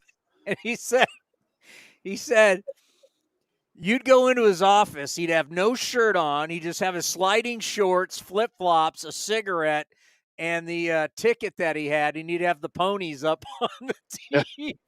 That's really good. By the way, I think we're going to try to get Derek Shelton the call. I don't think they have time to do the video, so let's add the number. So I'll try calling him. That is, that is unbelievable. Oh wait, never mind. He's actually here video. So let me hang up the phone. There we go. I hung it up. There he is. Let's add him and see if this works. Yeah. What's up, guys? Awesome. Derek, how are you? It's good to have you on the program again. Good. Thank you for having me, man. It's good to be back. Well, I got to tell you, we're so happy for you and the success of your guys. You know, when we talked to you down in San Diego at the winter meetings, you talked about a process and the process that you guys have been going through. Just take us through. You went through some tough times, and right now, man, you guys are battling. You're right in this thing. You're just a half came back in the Central. Yeah, we've been playing well as of late. I mean, we started off really well and then went through a tough stretch, not only with how we played, with some injuries in our schedule. And over the past probably 10 days, we've started to play better baseball. But I think your point is, you know, you have a process when you come in, and Ben Cherington had one when we started 4 years ago. And I think we're starting to see a little bit of the fruits of that. Yeah, another 5-game winning streak. So this is another long winning streak for you. And you try and tell the fans, like, even if you get out to a hot start, there's going to be a bumpy patch. But then it's how do you write that? Just how proud are you of your team? Hot start, bumpy patch, and now you're back. Yeah, I'm really proud of our group. They're a resilient group. They play hard. You know, they get after it every day. And I think the one thing for a lot of our young players, because we have one of the youngest rosters in baseball, is just realizing it's a long season, and you cannot get too high and you cannot get too low, and we have to just make sure we maintain all the time. That's a great point because, you know, maybe you get caught up on it when things are going real well, but, you know, that's the reason why we have what we call the dog days is, yeah, you're going to go through. Here comes the humidity. Here comes the heat. It's going to be tough. It's going to be July. It's going to be August. It's going to be September. What's it like taking a young team through that type of journey? Well, I think the biggest thing that we've added this year is we've added veteran players in McCutchen and Santana and Rich Hill and Austin Hedges. So we have guys that have been through that. So it's easier for myself and for the staff that we're not having to handle every situation, which over the last 3 years, that's kind of how it's been. Now we have some veteran players that can stand up and be like, hey, man, it's going to be a grind. And, you got to continue to go. And when it comes from peers, it's something that really resonates more. When you talk about Andrew McCutchen, it was sad to see him leave Pittsburgh. And now he comes back, and he's about to get his 2000th hit. And, we've talked about, his situation. He wished it would have all been in a Pittsburgh uniform. But when he came back and he got back into your clubhouse, what did that mean to your group? Well, I think it meant not only a lot to our group, but to our city.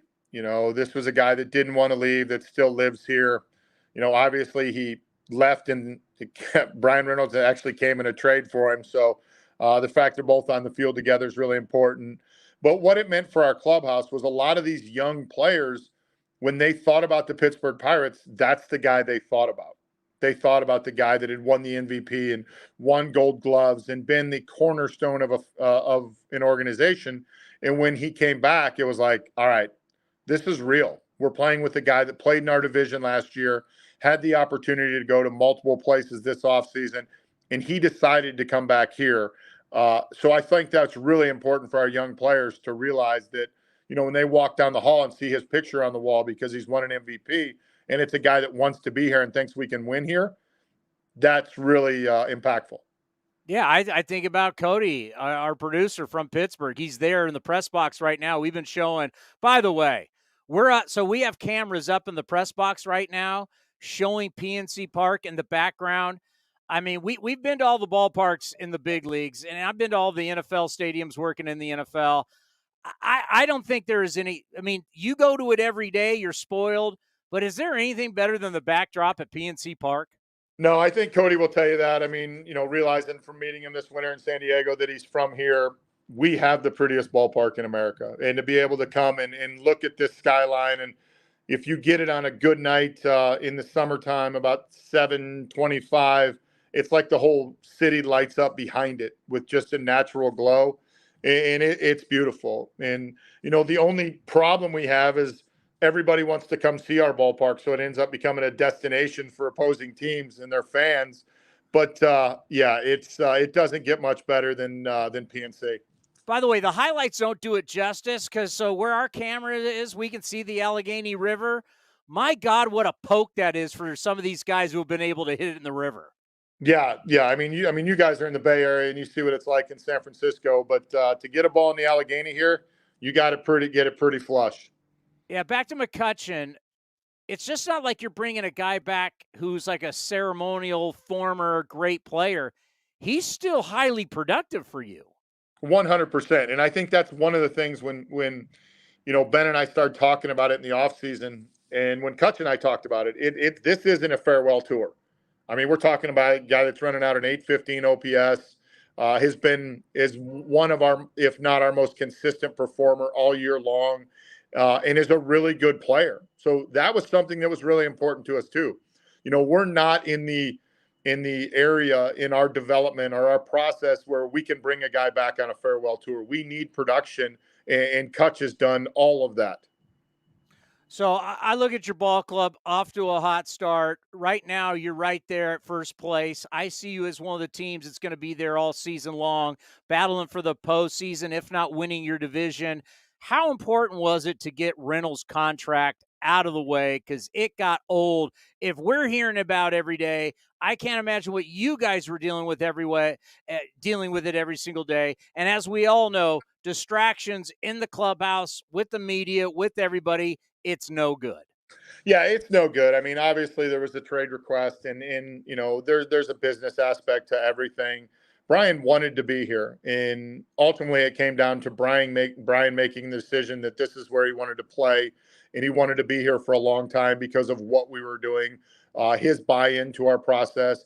And then on the flip side of it, our ownership group committing a lot of money to keeping a player here that we really believe in.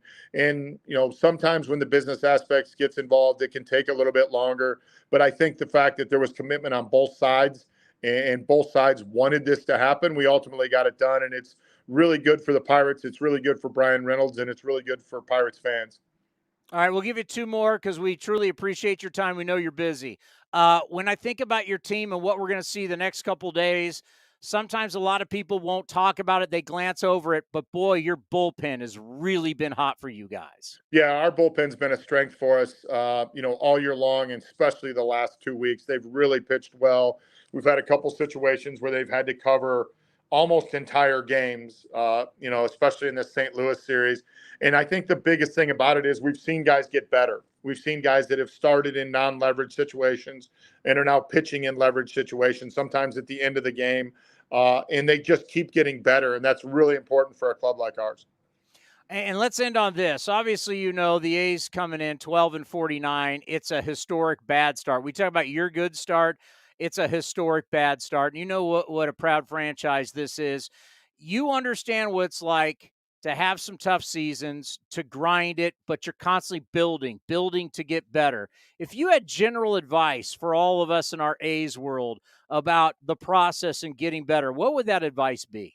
Well, I think there's two parts to it. You stick to the process, and sometimes that's hard for fans to hear. I think one of the things we learned in Pittsburgh, as long as you outline it and say, like, hey, we realize we're building towards something and stay consistent with it. And then the second thing about it is I think you guys have a really good leader at the top in Kotze. You know, a guy that comes in every day, has a good mindset, stays positive, because you have to stay positive in that respect. And you know, you guys have really done a good job identifying Kotz as that person to lead it. And it's hard, but you got to have broad shoulders, and he does. Yeah, it is. You know, that's the thing. And we do the Mark. I talk to him every week. It's the Mark Kotze show. I mean, you're the manager.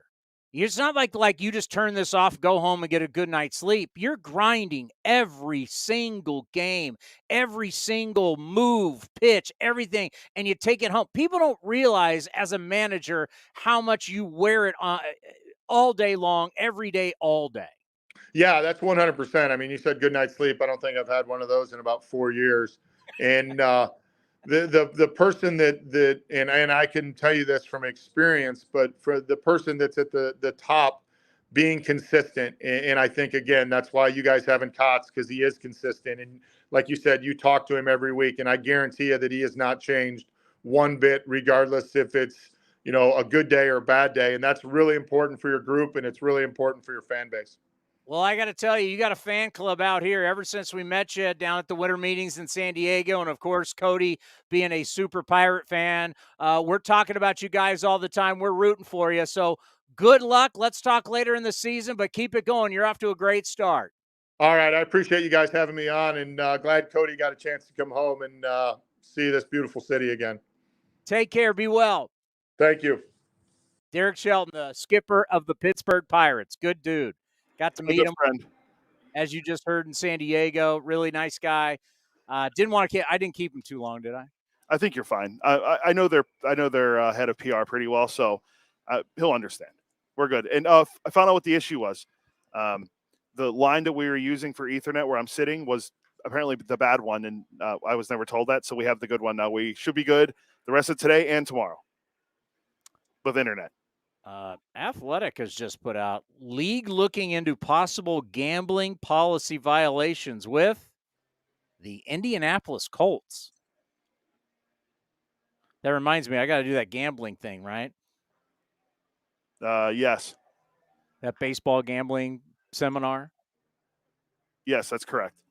I don't know when the end date on that is, but yeah, I saw that thing because we can run DraftKings. We can run DraftKings commercials, right? Correct. We can have stuff sponsored by MGM, right? Correct.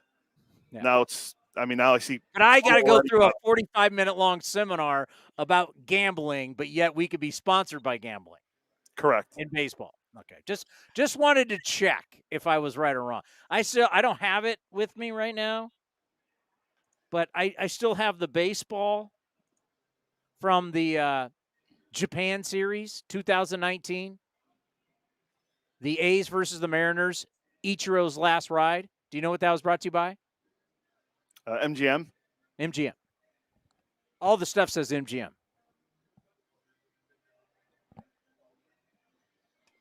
Just want to throw it out there. I'm happy for him.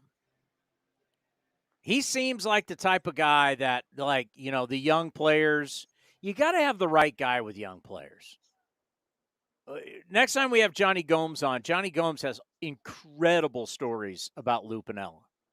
Just crushing young guys with the then Devil Rays. He's got a Ben Grieve story that's literally one of the best stories I've ever heard. Son.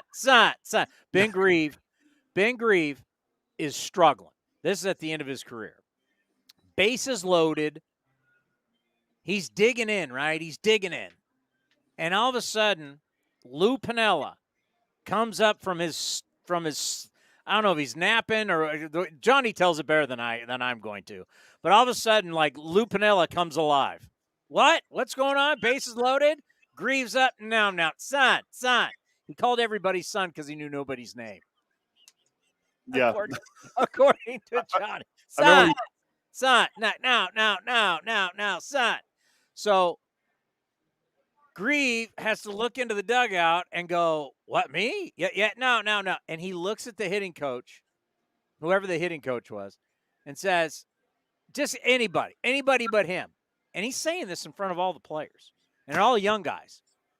Ben Grieve, kind of established, been rookie of the year, right? He's signed a little bit of a contract. He's made some money. Lou Piniella's like, no, you're terrible. No, not now. And they're a bad team anyway. But Lou's like, had it. Now, tells the hitting coach, I don't care who you put up, anybody but him. Ben Grieve. Yeah, I'm here. Yeah, I'm still here. What am I saying? Ben Grieve. Ben Grieve, yeah. I'm thinking of Mark Grieve, the former SaberCats quarterback. Ben Grieve comes down, smashes his bat, breaks his bat. He's pissed, comes back up. Lou Piniella calls him over. Son, sit right here. And I guess says to him, son, if you wanted to break your bat, I actually would have let you hit. That was the end of Ben Grieve's career. Never really played that much after that. Son, no. Then Jorge Cantu. Have I told that story? I'm trying to remember this one. I remember you telling me about Crane. I don't know if you told it on the air. I think you might have told me. Okay, Jorge Cantu, years ago player. Shows up one day. It's like a good pitcher's on the mound, like a really good pitcher. I told Skip, I can't play. Skip, I can't play. Once again, Johnny does a way better. His impressions are they're better than mine. But Skip can't play today. So Blue was like, okay. Next day, Jorge Cantu comes in, says, I'm fine today. Feel a lot better, Skip. Oh, no, I think you need to rest. Son. He didn't play for like 11 or 12 straight games. So basically, Lou was sending a message. Oh, you can't play dinged up because of really good pitchers on the mound? Well, then you're not going to play. By the way, according to Johnny Gomes, all the young Devil Rays after that, no one showed up and complained again that they were dinged up. There's lessons to be learned. Oh, for sure. Lou kind of built the culture a little bit, and then Madden came in. Lou was old and Lou was past. He was collecting a check. But Johnny Gomes will tell you, learned a lot from Lou Piniella. An old school hard way, taught those young Devil Rays. When did they become the Rays? In 2007? Yeah, somewhere in like the mid to late 2000s. Yeah, he taught them like, hey, this is how you play. And he was ruthless. Once again, getting back to ruthless the way we started this show. It's ruthless. Professional sports is ruthless. And if you don't understand that and that doesn't guide you, then you're not going to have success. And this is tough. This is a hardcore business. Think about Derek Shelton. I can tell you right now, you want Derek Shelton, the man that we just had on, look at his coaching record. He was 19-41 in the COVID year. 19-41. 61-101 in 2021. 62-100 in last season. So basically, 3 years, Derek Shelton has been at the helm of the Pittsburgh Pirates, and they've been terrible. But this year, a half game out of first place with the Milwaukee Brewers. Am I still with you? You are, but your video's gone. Where'd my video go? Something switched off? Your screen's all black now. I'm still on the black magic. Oh, there we go. I hit it on the 2. Yeah, it just tells you times like this, you got to battle through it. Torey Lovello has told us, you got to build a culture. How many times do I got to read this damn thing? I know I have it here somewhere. How many times do I have to love, trust, commitment, and effort? Now, the thing with this A's group, What time's Vinny joining us? He'll be here in around 3. I don't think a lot of the players that we have here are going to be with us during this time. That's the tough thing about really delving into, like, I mean, even looking like today's lineup. I'll just go through it. I mean, putting a lot of effort in when you start looking at the lineup. Is Rooker really a long-term guy? Probably not. Probably not. Seth Brown? Then he's 30. Probably not. Carlos Perez? He's 32. Probably not. Jonah Bride? Maybe utility player, but not a starter. He's hitting 167. Peterson? No, he's over 30. And I'm not even bringing up Kemp and Diaz because they're not in the lineup today. So it's like, it's tough to invest in a bunch of these guys that are not, when you look at what Derek Shelton has done in Pittsburgh, you look at what Torey Lovello has done in Arizona. This is not it. Now, I can say Ruiz. I can say Noda. I can hopefully say Langoliers. I hopefully can say Allen. I hopefully would say that. But what we're seeing right now, still on June 5th, is not the answer. This is not the answer. And I don't throw Jonah Bride in there at 27 years old. I don't. I mean, think about it. We talked about if you got Jordan Diaz playing third, and you got Brett Harris down at, and he's the future, right? Aren't we saying that's the future? Yeah, for sure. I haven't even looked at. I'm gonna look up his numbers. I mean, how could you even be talking about Jonah Bride as the future? Yeah, you really can't. I'm trying to see if he did anything yesterday. Brett Harris is hitting 292. An OPS of 843. Got 3 bombs, 36 RBIs. 7th round pick by the Oakland Athletics. He's a Zag, by the way. Correct. Make sure when we have him on at spring training, we bring up some hoops. Pretty good basketball program. He's not a big power guy, though.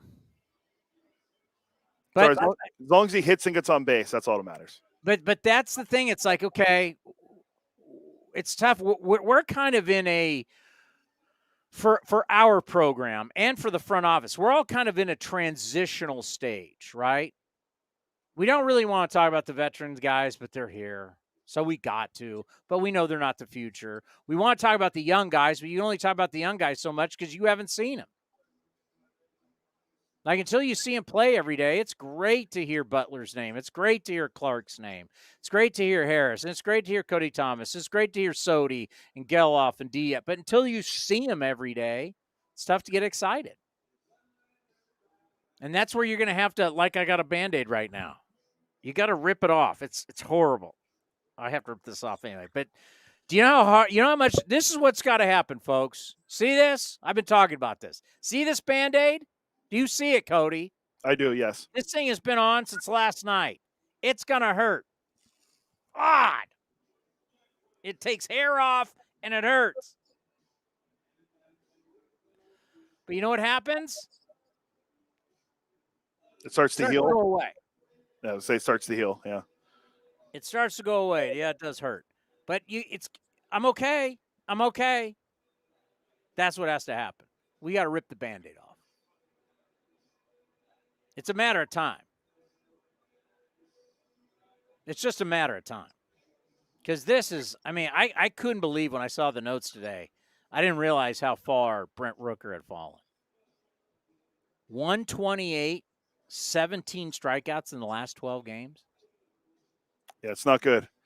The what we call it, the struggle has been real recently for Brent Rooker. I mean, he got out to such a hot start. Remember, one of our interns brought up he was hitting back then he was hitting a $190 since going on MLB Network. Mm-hmm. I mean, just looking at his May alone, 198. 198 in May, 143 already in June. Nah, but the problem is you fall in love with something, right? Hot spring, hot start, everybody falls in love, and you're like, man, you got to go back to reality. There's a reason you're 28 years old and you haven't been a player in the big leagues on a consistent basis. There's a reason. There's 30 teams. There's 30 teams that you can sign with and play in the big leagues, and you haven't been able to stick with one. And now we're sitting here and we're looking at, he's got 11 home runs, 32 RBIs. Well, that all came a long time ago. He's dropped to 256. He was well over 330. Yeah, for sure. So I'm saying he's hitting 128 in the last 12 games. That's half a month. You're hitting 128. You're getting a hit once every 10 at-bats. That's rough. Coming up next, Vince Cotroneo will join us. Is he going to be there live with you? He is, yeah. I'm going to try to set up the other camera since we have good internet now, I'll try to set that up so you can have Vinny and the background all at the same time. Oh, you can't beat that right here on A's Cast Live. This is Chris Townsend. There are two things that are a must for me: comfort and style. Whether I'm playing golf, going to dinner, I've got to have the right feel. That's why I've partnered with Linksole, and you're going to love Linksole. They have just released their new spring line, new fabrics for their polos, lightweight and perfect for technical performance. Linksole also has new styles for their layers and hoodies with cool prints and seasonal colors. You know what they say in the big leagues: look good, play good. Go to linksole.com. That's linksole.com. Chevron with Techron has unbeatable engine cleaning power, and it gives you unbeatable mileage for all kinds of unbeatable destinations. Like time in the sun at the beach, or time in the sun riding roller coasters, or a day in the sun hiking mountains. Well, probably just one mountain would be enough for a day, but hiking a mountain is still an unbeatable choice for how to spend time. Download the Chevron app now to get unbeatable mileage at locations near you. If you're looking for a great place to eat and watch games, go see our friends at the Chicken Pie Shop of Walnut Creek. The Chicken Pie Shop is one of the hottest restaurants in Walnut Creek. You're not going to find a better menu, and come try their world-famous chicken pie that has been served in Southern California for 86 years. Spacious indoor and outdoor dining, perfect for your next private party or corporate event. Don't forget free parking. For more information, go to chickenpieshopwc.com. That's chickenpieshopwc.com. Unlock offers and receive exclusive in-game features by downloading the MLB Ballpark app for iPhone and Android today. Plus, get the latest information on game times, schedules, and more. Thanks to the Xfinity 10G network, my little brother's friends won't leave our house. When I was their age, internet with basically no interruptions was a pipe dream. You sound like my grandpa. Now through April 23rd, new customers can get 200 megabit Xfinity internet during our limited time Xfinity 10G network launch celebration for just $25 a month for 2 years. Go to Xfinity.com/10G, call 1-800-XFINITY.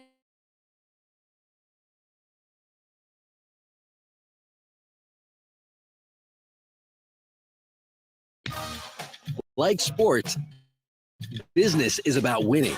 Championship decisions are business decisions based on what it takes to help your company win. And that's why there's UBO Business Services, specializing in helping you win every day by streamlining workflows, managing documents, and providing the best-in-class office technology. Make your championship decision with UBO Business Services. Visit them at ubeo.com. That's ubeo.com. Innovation is at the core of Cal State East Bay, like at our Green Biome Institute, where faculty and students preserve genetic information from California's endangered plants, or how we open doors for local entrepreneurs at our Small Business Development Center. From educators to nurses to STEM professionals, Cal State East Bay has real impact throughout the region's neighborhoods, boardrooms, and the entire economy. Be part of the innovation. Connect with Cal State East Bay at csueastbay.edu/impact. And the underdogs Oakland Athletics win their first championship since they were in Philadelphia in 1930. Hi, I'm Raleigh Fingers, Hall of Famer, three-time World Series champion with the Oakland A's and World Series MVP. Winning takes teamwork, skill, and heart. So when you need an ace for a personal injury lawyer that will win you the game, go with the winning team. Call Venardi Zerata at 833-VZ for me, or go to vzlawfirm.com. Bernardi Serrata, the official injury law firm of the Oakland A's. It's Kids Cheer Free all summer long. Bring your kids ages 14 and younger to the ballpark on Sunday home games for free. After the game, race around the bases with Stomper on the same field that your favorite A's players do. Get your tickets now at athletics.com/kidsfree. Become an A's Cast Live continues from the town. Here's Chris Townsend.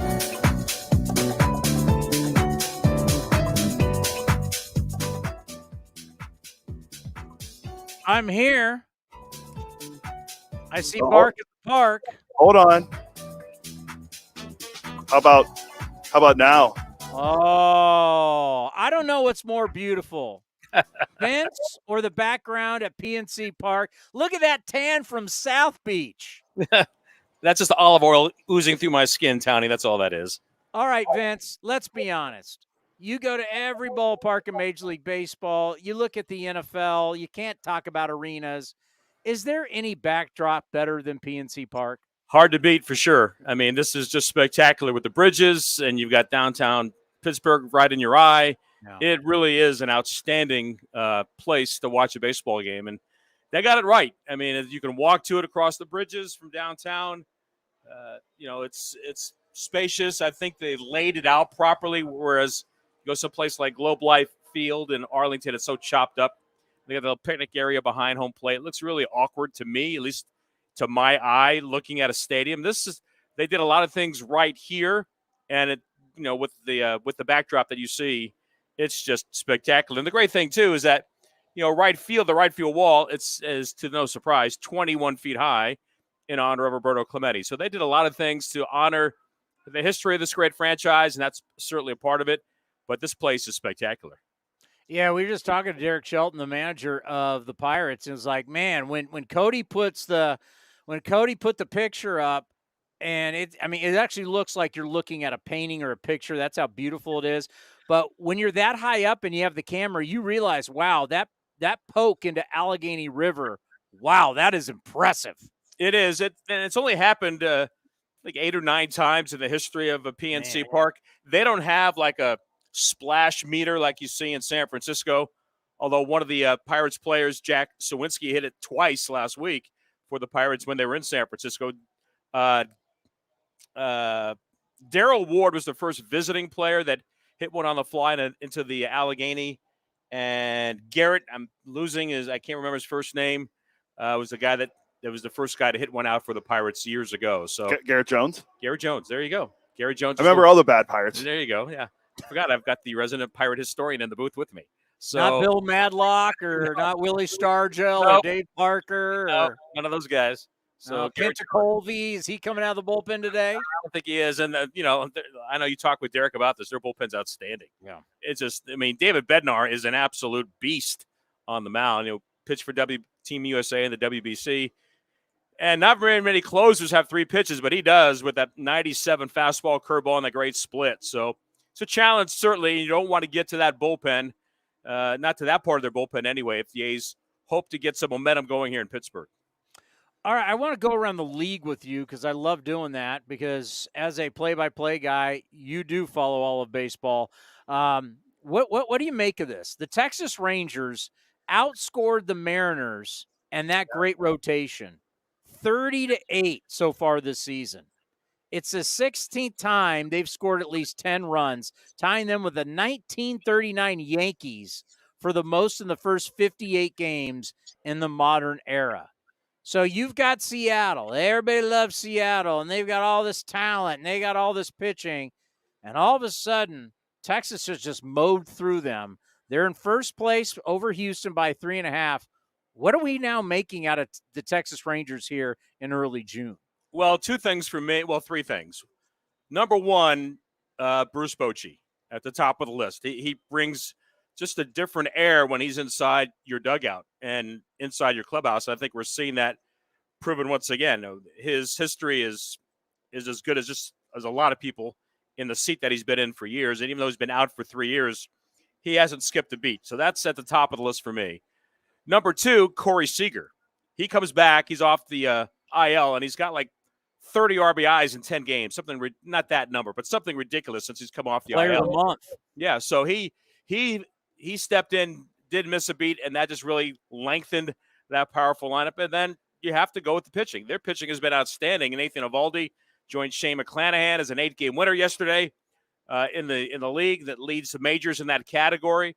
So, and this is a rotation minus Jacob deGrom right now. The fact that they're doing that with the guy that's arguably their best pitcher, at least their most talented pitcher when he's available, speaks volumes. So if you're asking me about them, that's impressive. And Bryce Miller, who just mowed down the A's twice. And look, the A's lineup doesn't have the same kind of firepower that the Yankees or the Rangers have. And those are the last two teams that he faced, and he got it handed to him, as a veteran offensive lineup would do against a young pitcher, even somebody with the dynamic stuff that Bryce Miller has. So that's a learning curve for him as well.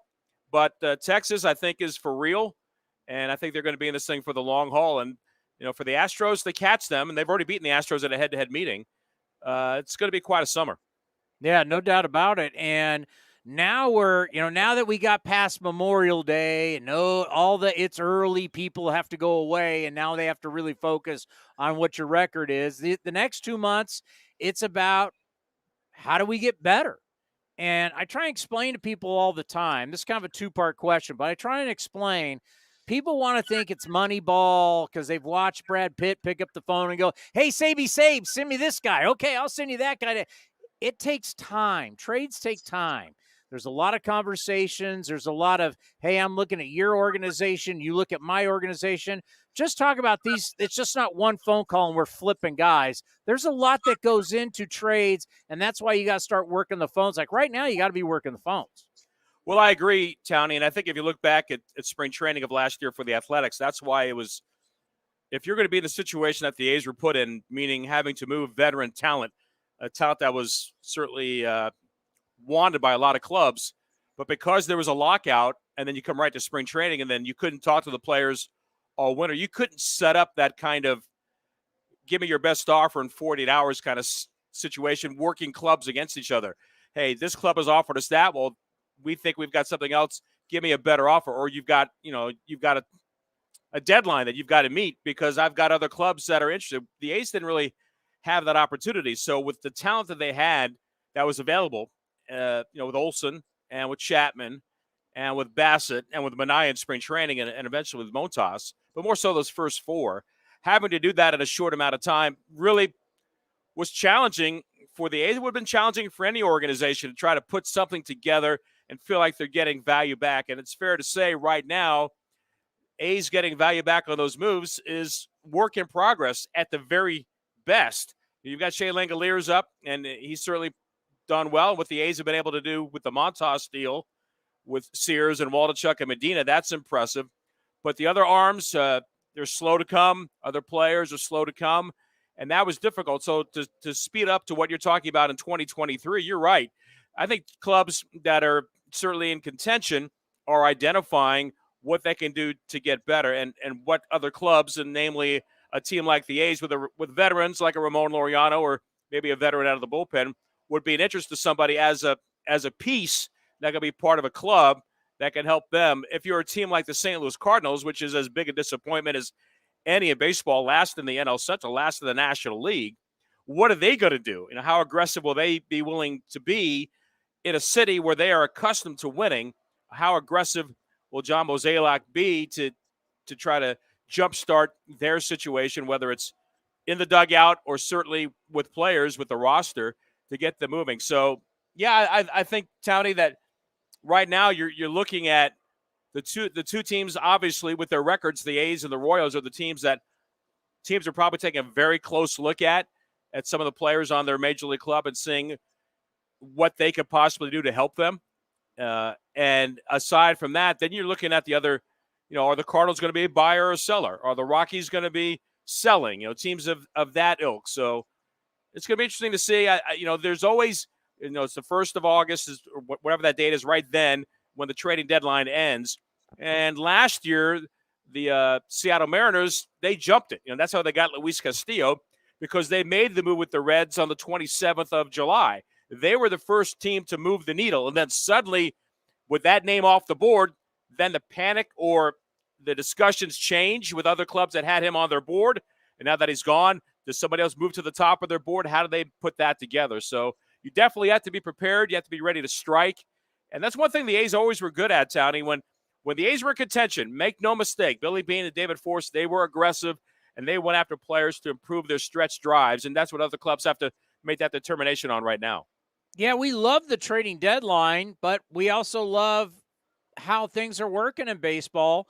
And a lot of teams are in this thing with the expanded playoffs. It means more teams, more fun in the summer, more people have a chance. Some people don't like expanded playoffs. I would debate them that every sport has expanded and every sport has gotten better because of it, especially from the fan standpoint. But it does hurt the trading deadline because you start to wonder, so many buyers, not a lot of sellers, and the sellers aren't that great. That's kind of the problem, right? It's like you look at the sellers. I mean, even our own club, it's like there's not a whole lot. You know, if this is the store here, Vince, and you got all these buyers, the cupboards are kind of bare. They are, but there are other clubs, and sometimes you can deal strength with teams that are actually contending. And the big question, following up on what you're talking about with the extra playoffs, who's going to be Philadelphia this year? Because Philadelphia was last team in. I know you've talked about it with the NHL and with the NBA, with the Heat and with the Panthers, last team in. And You were they're just standing. living it in South Florida.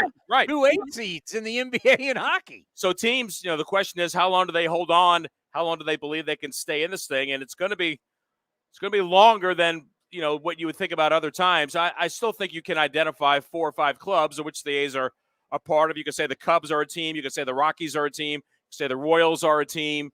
Maybe even the White Sox, depending if they don't continue to push toward the 500 mark. Those are teams that do have players with major league pedigree and major league success. That would certainly be a group that you would want to have some interest in. All right, Cuban food in South Florida. You had to have what is this that you have to have here in Pittsburgh? Well, there's 2 things. There's pierogies, which Yeah. we haven't had yet, and that'll be tomorrow. But you got to go to Primanti Brothers, which is just this obnoxious sandwich full of, first of all, it's white bread. Who even eats white bread anymore is beyond me. Old school right there. And then just a big hunk of, take your pick, roast beef, pastrami, turkey, ham. And then they cram the French fries in the sandwich. And they take the top piece of the other piece of the white bread and slam it down, and they shove it right to you, and they say $5.95 or whatever it costs. And then you sit there either at the counter, which is the official way to do it, or you sit at the table like Cody did today with Alex, and you have your obnoxious sandwich, and you probably they probably already taken a 2-hour nap after that food today, I would imagine. He forgot the coleslaw and tomatoes that go on there as well. True Pittsburgher, he would know. That sounds like something I used to do about 1:45 in the morning. Yeah, exactly. All right, but are you TV all week? I'm just for Pittsburgh. I'll be on radio in Milwaukee. But are you doing any radio for the next 3 games? I am not. All right, that means I don't have to throw to you at all. That's correct. But I will see you Wednesday. I'll be in at NBC. I'll be with you Wednesday. Looking forward to it, Townie. See you later. I would say have a great call, but now that you're pretty and everything, I mean, just go out. You know what, Vince? Look good, play good. Exactly. I've heard that commercial someplace. Look good, play good. All right, buddy. Have a good call. See you later. Vince Cotroneo going to be on NBC Sports California the next 3 days, back on radio with us, and A's Cast streaming what's the final destination? Is it Milwaukee? We got to go to Milwaukee after this? Correct. And I found the Did you take a picture of this sandwich he's talking about? Yes, I'll send it to you. Or I'm going to try to get God. I'm going to get a better camera view for everyone because no one cares to see me. That is. So there you go. I'm so glad you went. A, I don't have to deal with you at my house. B, it's an unbelievable view. Yeah, here, you know what? You need to bring me something back Pittsburgh. I want something cool, like pirate hat, pirate shirt, but not like the traditional black. I need something cool that you can only get at the ballpark. Do you want the old school, like 70s hat? I mean, they're only like $45, but I can get you one. I looked earlier. My friend's girlfriend got one. I want something that I can't get. Like I can't just go online. I want something unique. I'll see what I can find at the old ballpark. See that pirate? See the pirate on the scoreboard right now? Yeah, the old logo, yes. That's the old logo. That's not the logo I grew up with. That's like a new logo. It's like they use that when I was a kid. That was like the big logo. Now it's just a pirate P you see all the time. Do they have anything like a pirate? Like it almost looks like Pirates of the Caribbean. They got anything with the pirate on it? I'm sure there could be something down there. I mean, when me, Alex, and Johnny walked in today, they were showing all the famous pirate logos from over the years, and that one's like from my childhood. So maybe I'll get you the Jolly Roger. Something, either a hat or a shirt with the pirate logo on it. Wouldn't be a bad idea. I'm a big fan of the movie series and the ride Pirates of the Caribbean. Well, what if I just get you the Jolly Roger? How would that work? The flag. Ship? No, the flag that they raise after they win the game. That's the thing. Raise the Jolly. Our good friend Greg Brown will be on this tomorrow. He can tell. What the hell am I going to do with a flag? I don't know. Wave it every time they win. I want something I can wear. All right, I'll look for something. I got 2 days to find it. Something with the pirate on it. All right, so not a Permani Brothers T-shirt then.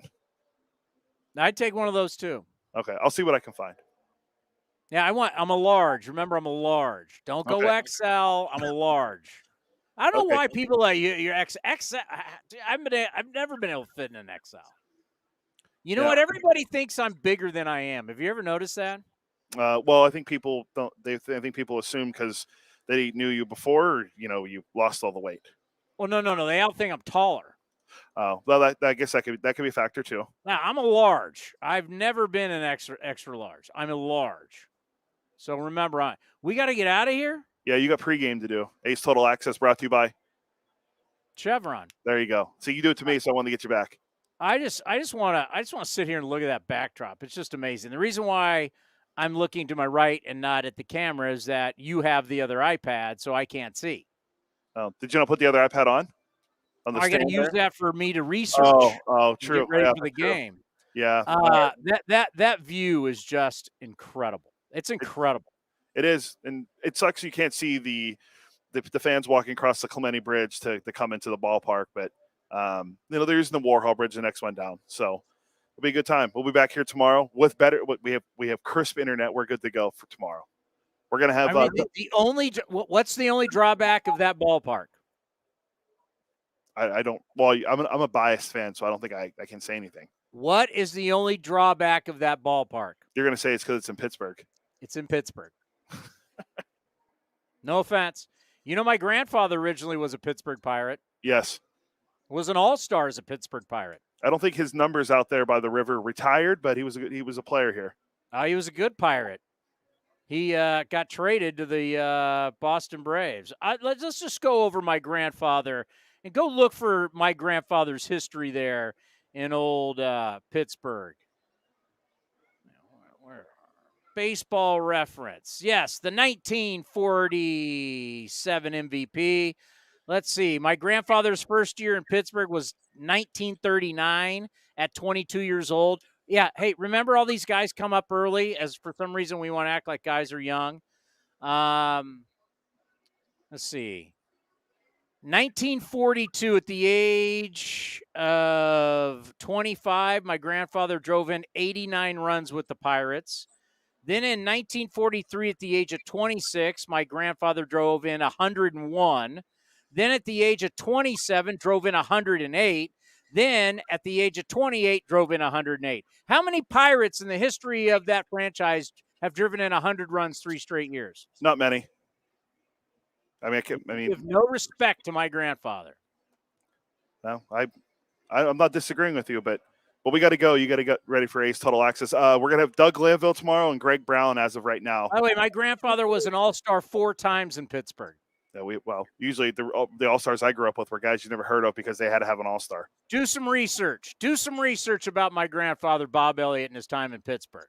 4-time all-star there. Please, Cody, while you're there. Okay. Coming up next, we're getting you ready for A's baseball. A's and the Pirates, the start of a 3-game set right here on A's Cast. This is Chris Townsend. There are 2 things that are a must for me: comfort and style. Whether I'm playing golf, going to dinner, I've got to have